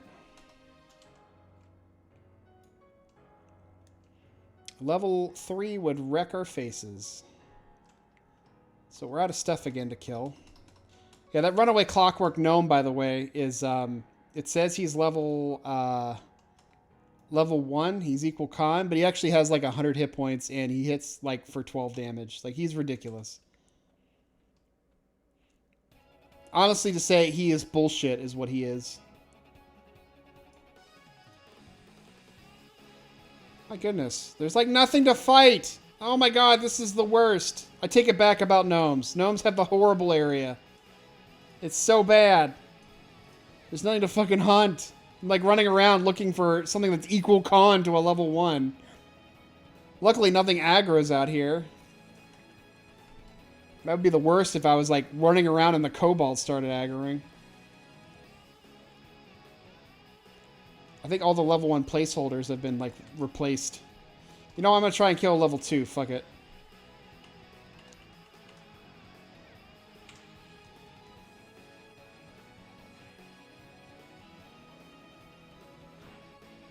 Things are not going good against this level 2.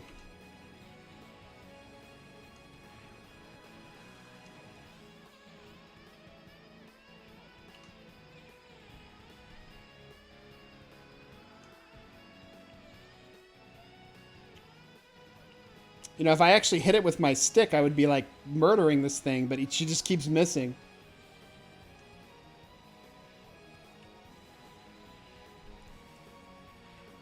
Almost out of mana. We're winning this fight, though. Yeah, it's my murder stick. Oh, there we go. A 12 damage hit. And now the spider's running away. We got this. We're Gucci. Now we just need to hit it again.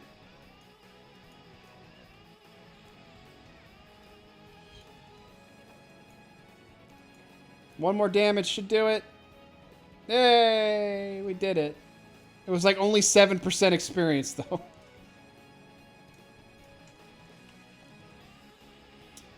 Dropped 3 Spiderling Silk, though. Spiderling Silk on like, Aradune is worth like 3 platinum. That was a 3 platinum drop right there. Could have made some serious money.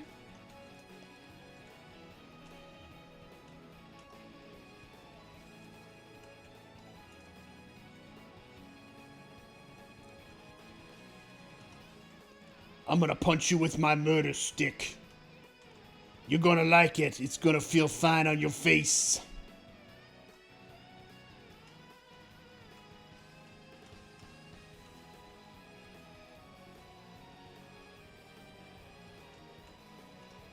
It's like, there's just a bunch of Ebon Drakelings here.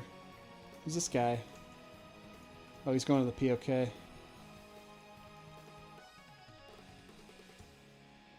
I mean, should I try killing a level 2 again?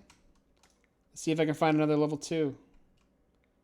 My mana's not full though, so I would probably end up dying if I tried to find another level 2. Oh my god, I just need another level 1. I need 3 more level 1 mobs. Just 3. I only need 3 more. It's 5% apiece. I haven't died yet, have I? No, I didn't take the I took the easy way out. So that was level 3. That's level gabillion.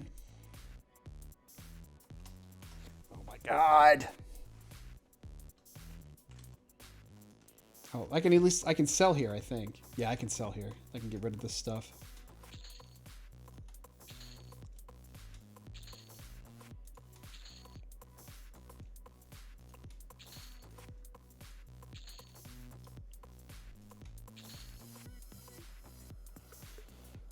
It was nice of them to give us a free bag, though. You actually get 2 free bags when you start a character.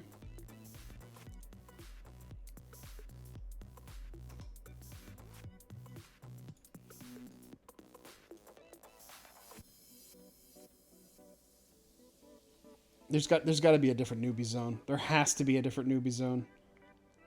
I'm gonna head out this way real quick.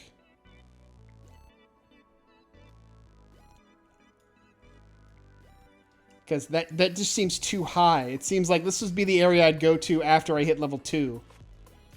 But, like, there's nothing immediate out front here. Like, unlike Freeport, where in Freeport, this would be full of mobs. Like, okay, maybe this looks promising. Just for your information, it is currently 4:20 a.m. Nice. See, there we go. These things are all level 1. Perfect. See, look at that. That's not level 1. But that's level 1. That's not level 1, but that's level 1. Perfect. All right, so we got enough mobs here that we can actually level now. So we just had to find the location of where things spawned, I guess. I don't know.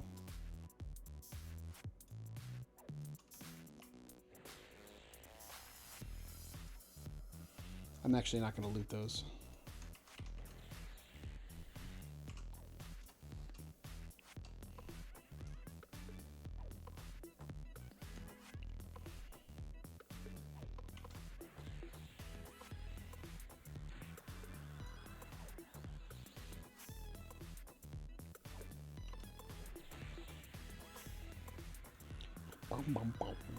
Oh my god, this guy is cracking me for 8 damage. Whose idea was it to give these frickin' skeletons some weapons? Jesus. Alright, one more should do it.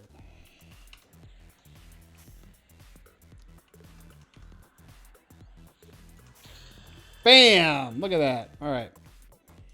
So we have now the ability to summon a pet. And then now we can continue the quest chain because now it requires us to be level 2. And we have to kill level 6 mobs.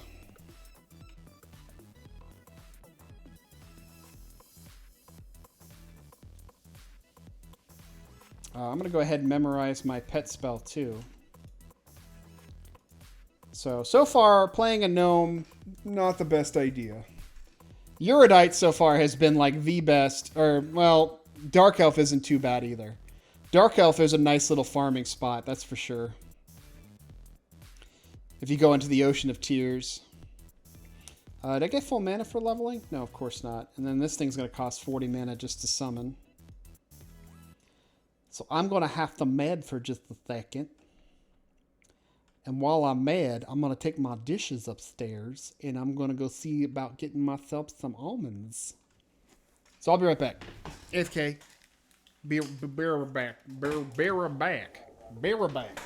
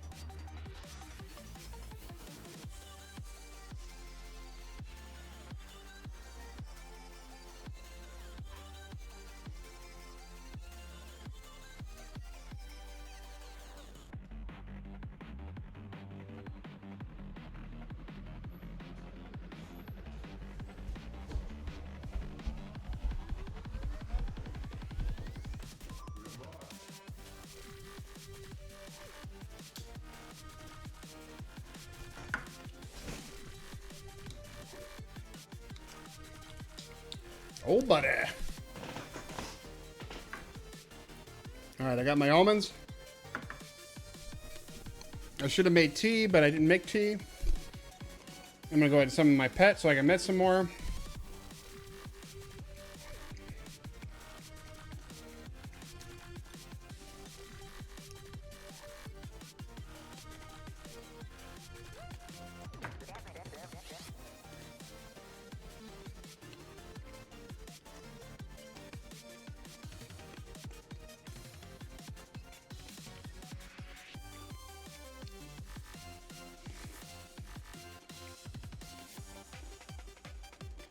I'm just reading up on the quest real quick. All right.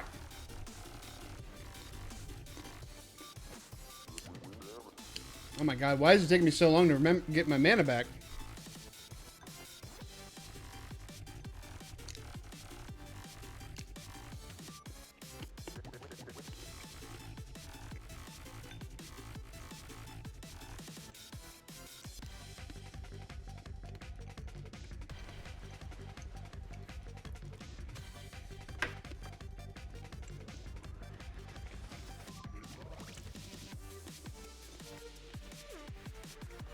Look at here, going to bed. Just wanted to say hi before I go. Illa Marie! Have a good night, hon. It was nice seeing you. Thanks for stopping by. Go catch some Z's.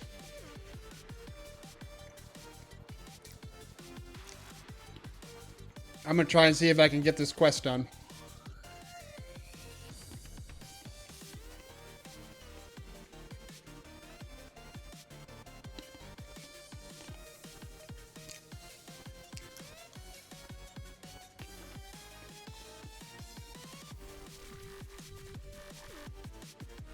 All right. See, you caught some Z's. There you go.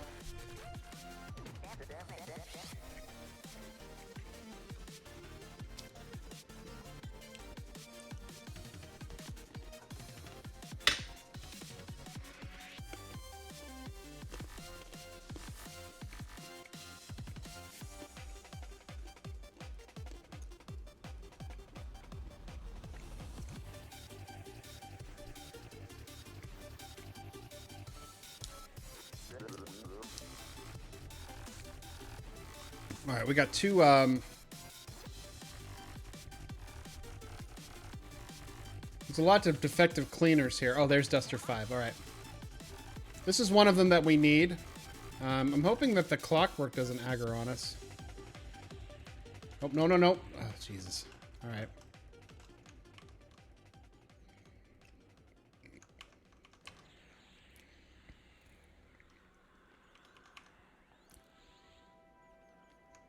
Yeah, this thing's level 5. My pet is also level 5, and it is wrecking its face right now. Aside from the fact, though, that it can't catch up to it. There we go. All right, so I don't know what half of this stuff is, but the scrap metal is what we need. And I'll take the crude hide, I guess. I don't know. All right, so 1 down, 1 to go. So we need to kill Duster X.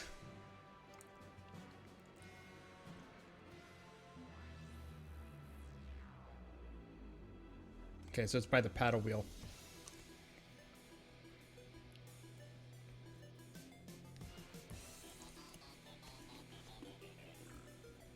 I hope it doesn't despawn because it spawns when you turn the thing in. Alright, Rein, gotta get some sleep. Have a good one, buddy. You have a good night there, my friend. Sleep tight. I hope you do. Sleep tight. If you don't, I might still be on.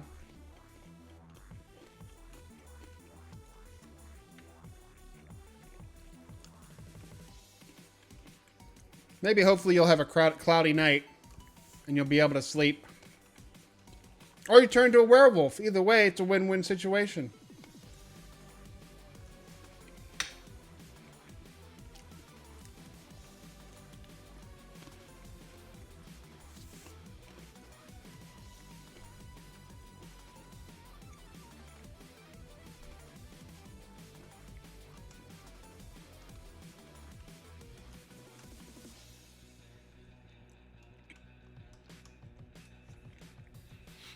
So let's see. We are trying to find the duster. Nope. Gallon of water.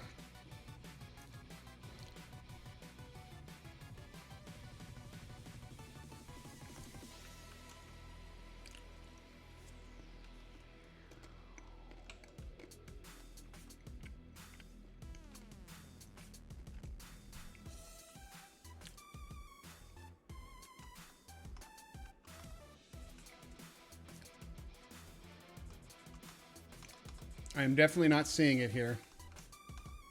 Seeing a bunch of clockworks here, but I don't see any dusters.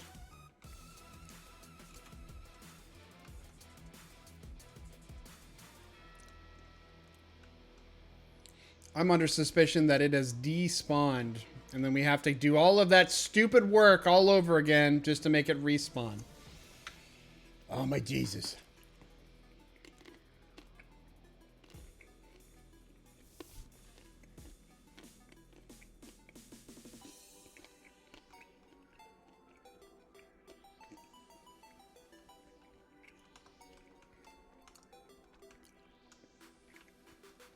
Ooh, level 6 is red to us, though.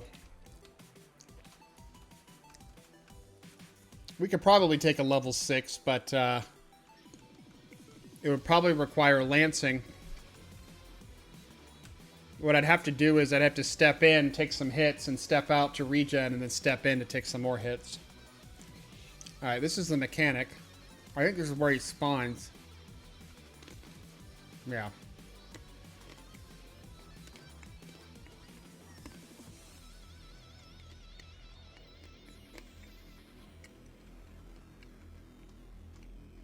Yeah, I do not see it, though. Let me see if I can do a cursory target.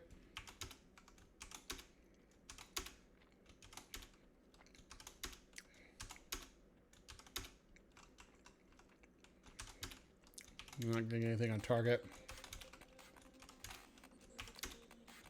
Man, I'm gonna have to do that stupid Duster quest all over again. Oh, it's gonna be frustrating. Alright.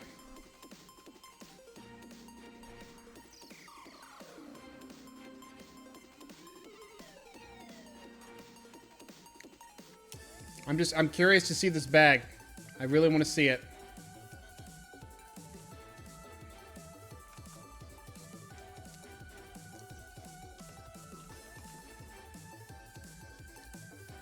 So what we have to do now, unfortunately, is we have to go through and turn on all those dumb key cards in again.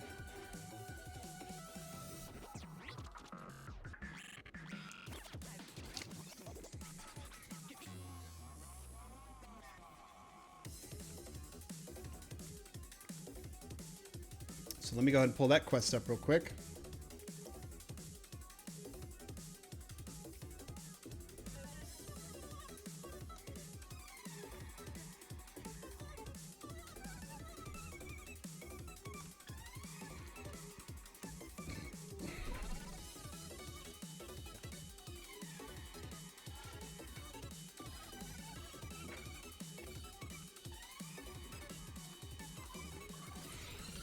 I need another key card.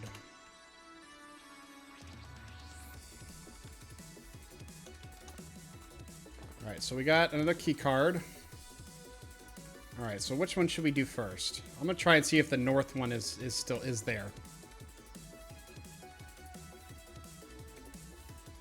I guess if anything, this helps you learn the town. Actually, what the time? 6 p.m. Yeah, he's actually up north. He should be up here. This is not really the direction I wanted to go.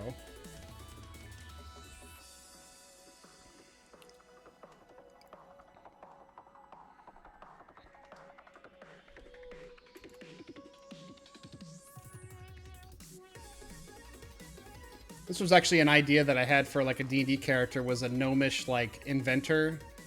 And it was for Pathfinder, because in Pathfinder you can have summoners, and he was going to be like a summoner who actually has like an eidolon that is just a clockwork, and it's like his invention, and it was like a really cool idea. But we kind of quit playing Pathfinder and switched to D&D 5e, but it was still a neat idea. 2 V-Size, yep, this is it. Here you can have this key card. Alright, one down.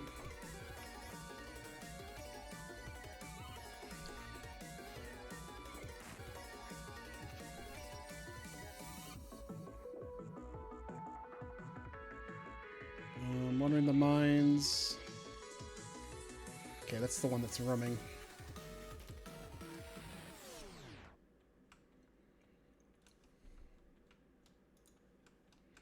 It's a shame that you get bind after level 6, because otherwise it'd be nice if you can bind your character and then just die a bunch of times just to get around to places. But I mean, you do get gate at level 4, so I mean, at that point, as a caster, you don't need to really kill yourself after level 4.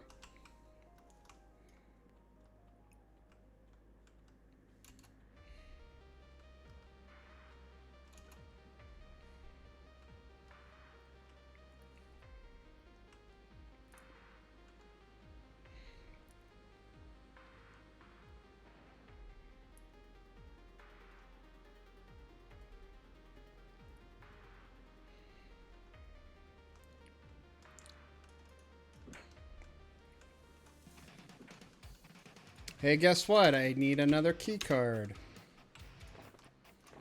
I'm gonna kill this dagger because I definitely don't need it. I'm gonna go for the roamer next because it's far north.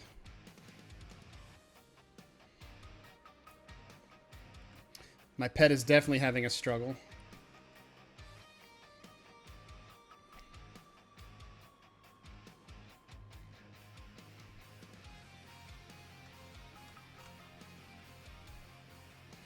Yeah, the nice thing about doing the mail quest, though, is that if you do the postmaster quest, you pretty much have the money that you need to buy your spells as a caster. So you can pretty much get like your level 1 and 2 spells with the amount of money that you get. And you don't have to worry about going out and killing things and having to, you know, worry about selling stuff just to make enough money to buy your spells. I never really knew about the mail quest, but the mail quest is actually not, it's not in Classic. Technically, it's not a technical Classic quest, because I don't remember that quest existing back in the day. I think it was something they added later. Alright, that's 2 down.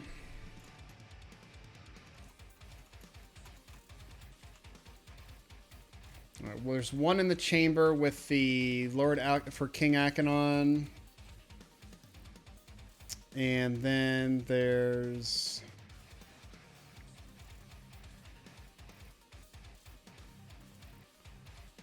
Okay, hold on. Oh, okay. On the island in the middle of the lake. Okay, I got that one too. I know where that's at.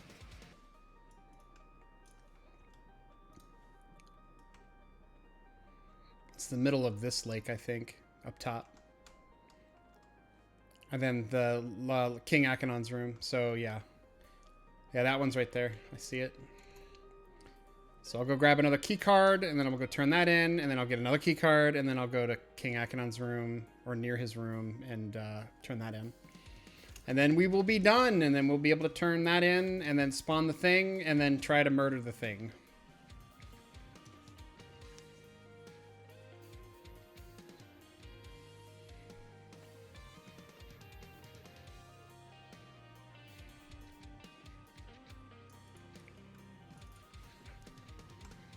This is not the right way.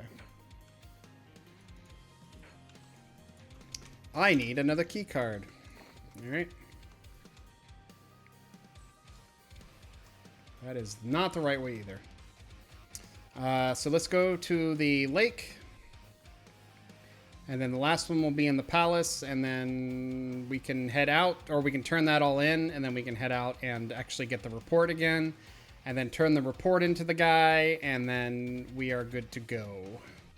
We should be able to head back in this direction to actually get the mob that we need to kill.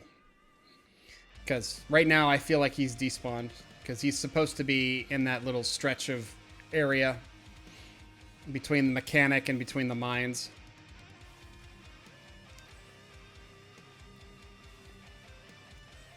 I tell you though, swimming at low levels sucks butt.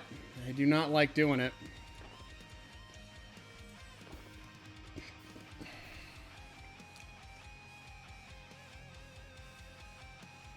My water pet is going crazy right now.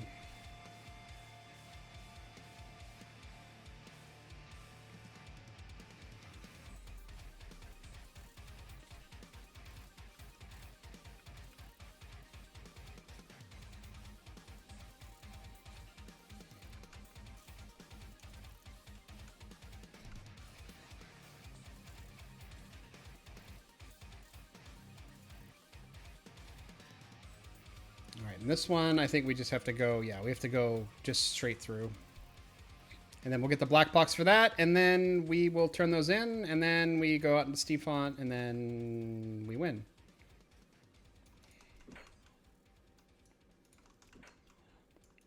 All right. I need another key card. Last key card, though, so. Good times.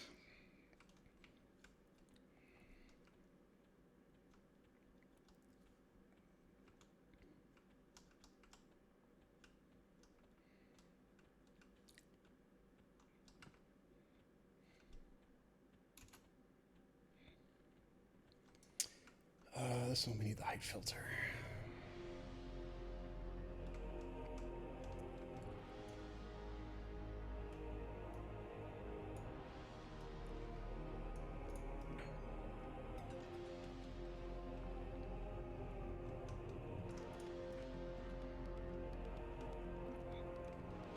Is it one of these?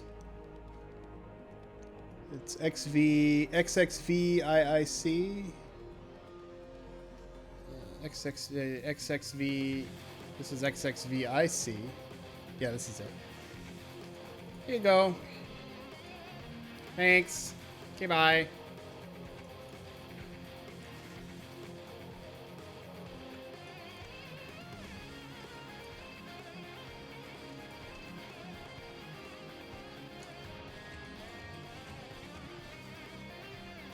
This feels like a dead end.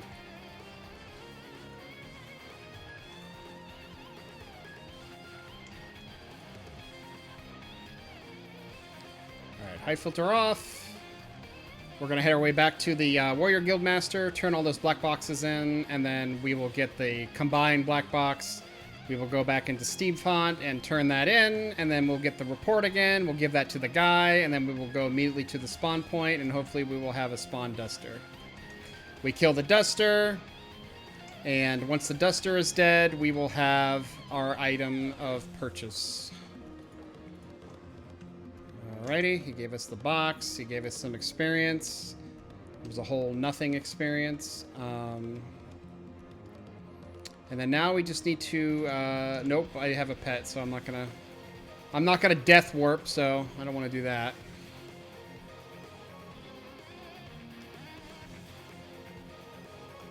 Scrubber 4. That's not what I'm looking for, is it? I don't think so. Now that that's all done, I'm looking for dusters. That's what I'm looking for.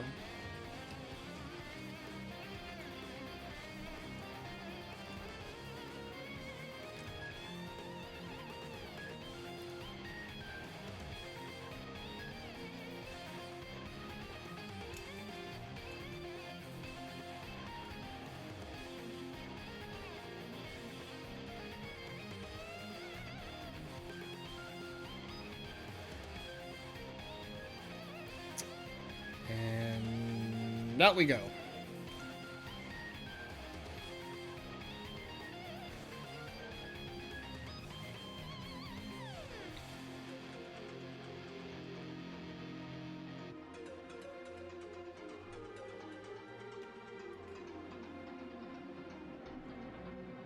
This very fancy and sophisticated zone.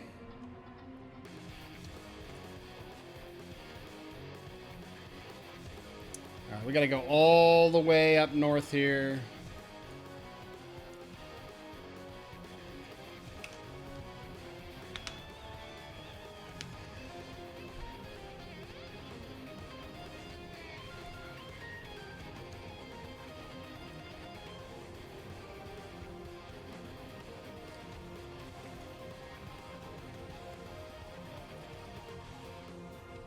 These windmills.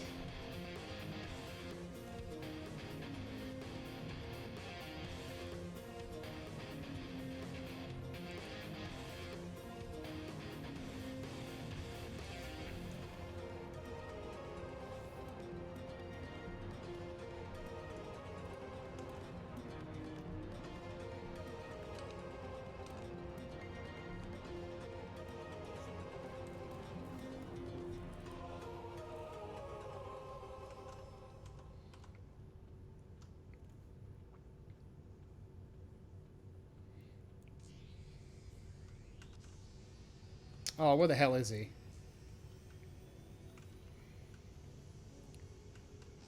Is he in one of these? That little MFer likes to wander around, it looks like. Yeah, this is where he was last time. He's not there now.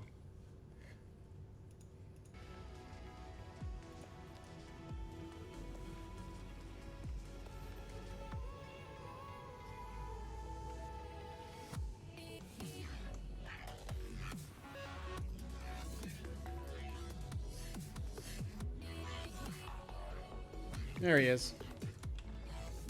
Here, take this. That's for you.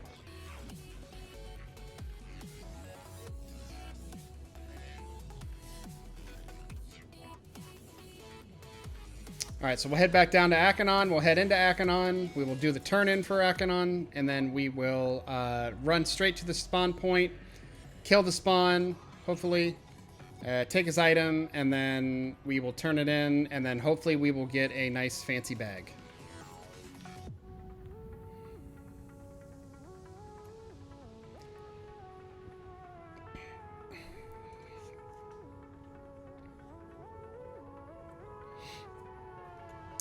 Regardless, though, as long as you can get your character to amiable with the gem choppers, I mean, I know of a way of doing it as far as with just going to Uridan and giving a bunch of basically you're giving a bunch of beer to a gnome, but then you could easily get a 10-slot bag for no money, or for, well, whatever you spend on the beer.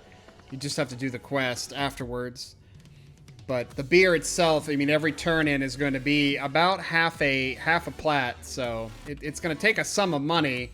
But if it's going to net you a bag, that's not bad. A nice 10-slot bag. All right, so let's see. We have to turn this into Drekon. Drekken Vebnebber. Vebnebber. Yeah, damn it. Vebnebber.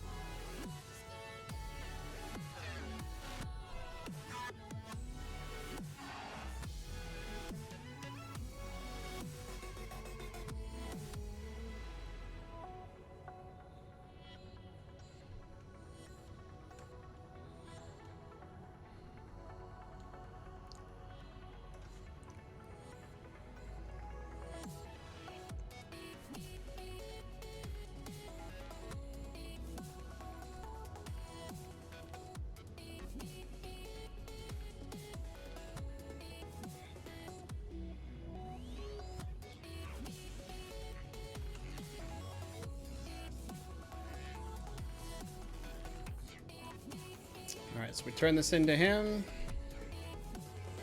And that should spawn what we're looking for.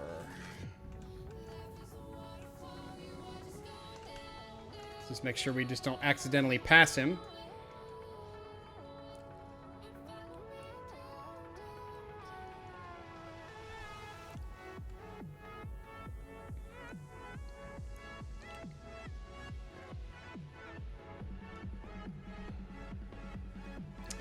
That'd be funny, though, if he actually doesn't spawn, and then you're just basically left with a broken quest.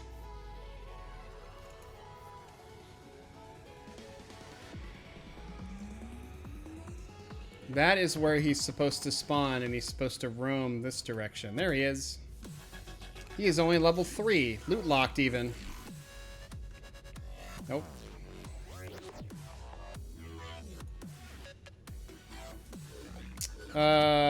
I don't know where my pet went. Oh, there he is.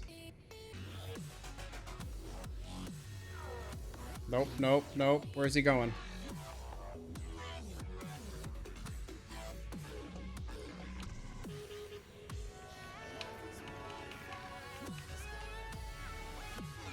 He's only level 3.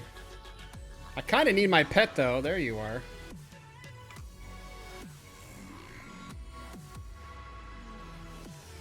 All right.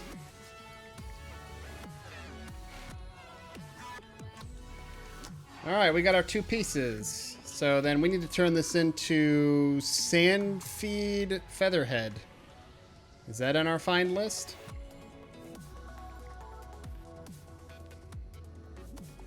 No, of course not. Okay, so we're gonna have to find them manually. Other side of the river across the mines of Mouth. Okay. So the mines are down this way. I think the mines are down this way. Yeah, she's over here. Okay. He or she is over here. That gnome right there is actually an evil gnome. I think there's a quest you do for one of the cleric guilds that basically melts him. Kind of neat. So, alright. So then this guy, we give him this. Make sure I don't have... And then he gave us a bag It's a 10 slot bag. Look at that. 10 slot bag with a 10% weight reduction. It only weighs 2.5 pounds versus the regular backpack, which is 3 pounds and only 8 capacity and large. So, unfortunately, this is lore, but if you're doing a TLP, I mean, this is a really nice bag to get, like, starting off in the game, so kinda neat, not gonna lie. I never knew this bag existed, so that'd be something to kind of work towards as far as with if you were trying to do the quest. But the only problem is if you do not have Gnome Faction, and you're trying to turn all these key cards in, and you only have the gem choppers, like, I can imagine that being one giant pain in the ass of trying to perform that quest. So, is it doable? There's actually another quest after this too. So, what is the next part? I think it's the Red V Clockwork. Yeah, this one requires the black box fragments that we were getting from the Runaways. And then this one actually gives us, oh man, a weapon? Small patchwork. So this one is level 5. Okay, so this one's level 5 required. But it's the next quest after this.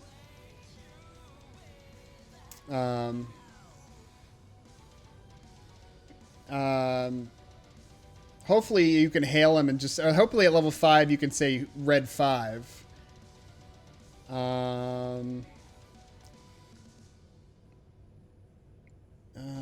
The spawn point of Red 5 alternates between obsolete model and Red 5 is the one that drops the item you need. Note that it runs when it's low in health and it's KOS to guards in the area, so you could get KOS'd.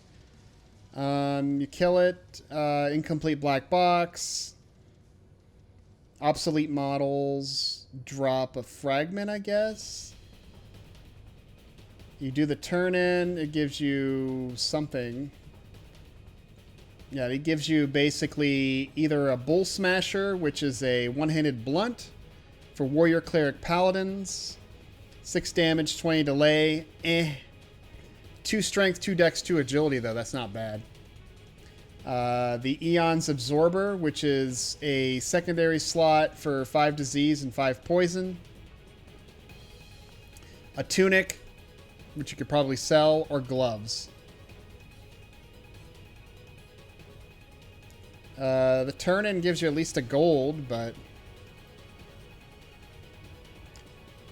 is this droppable? The Bull Smasher, according to this, is a lore item, so you could technically sell it, I guess. 2 strength, 2 dex, 2 agility, though, for a 620 item? Nah, it's not really worth it. It is definitely not worth it.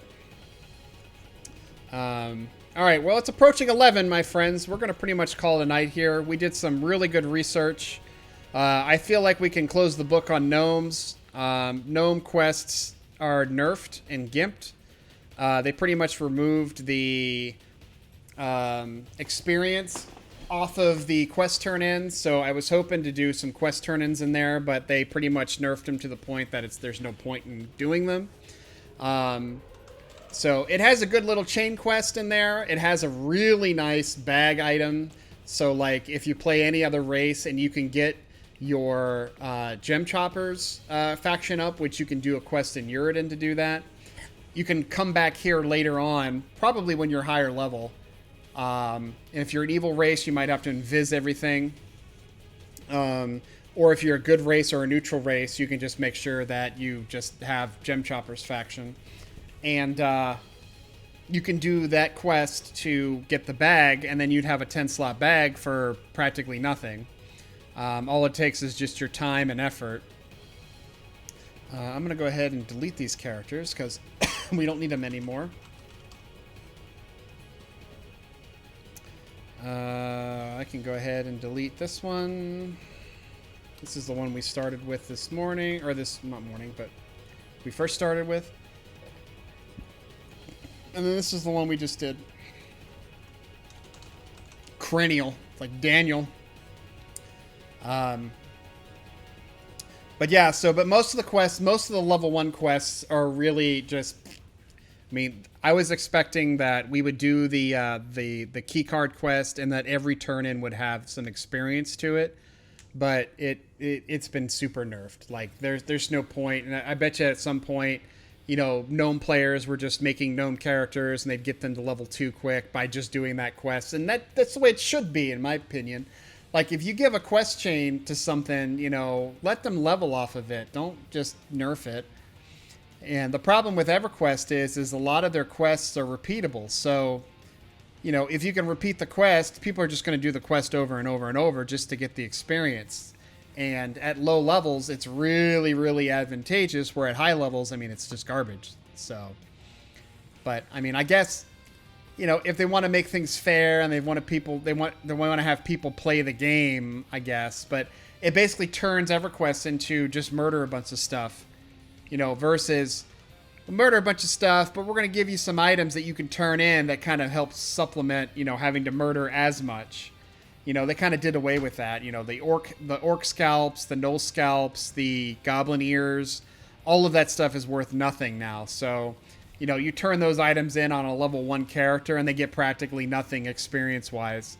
So just think of what that's like at higher levels. You know, you turn them in at like level 20 and you probably lose experience if you turn it in. So that's kind of the sad thing about, you know, the stuff that TLPs has changed. I mean, they made the experience faster, I guess.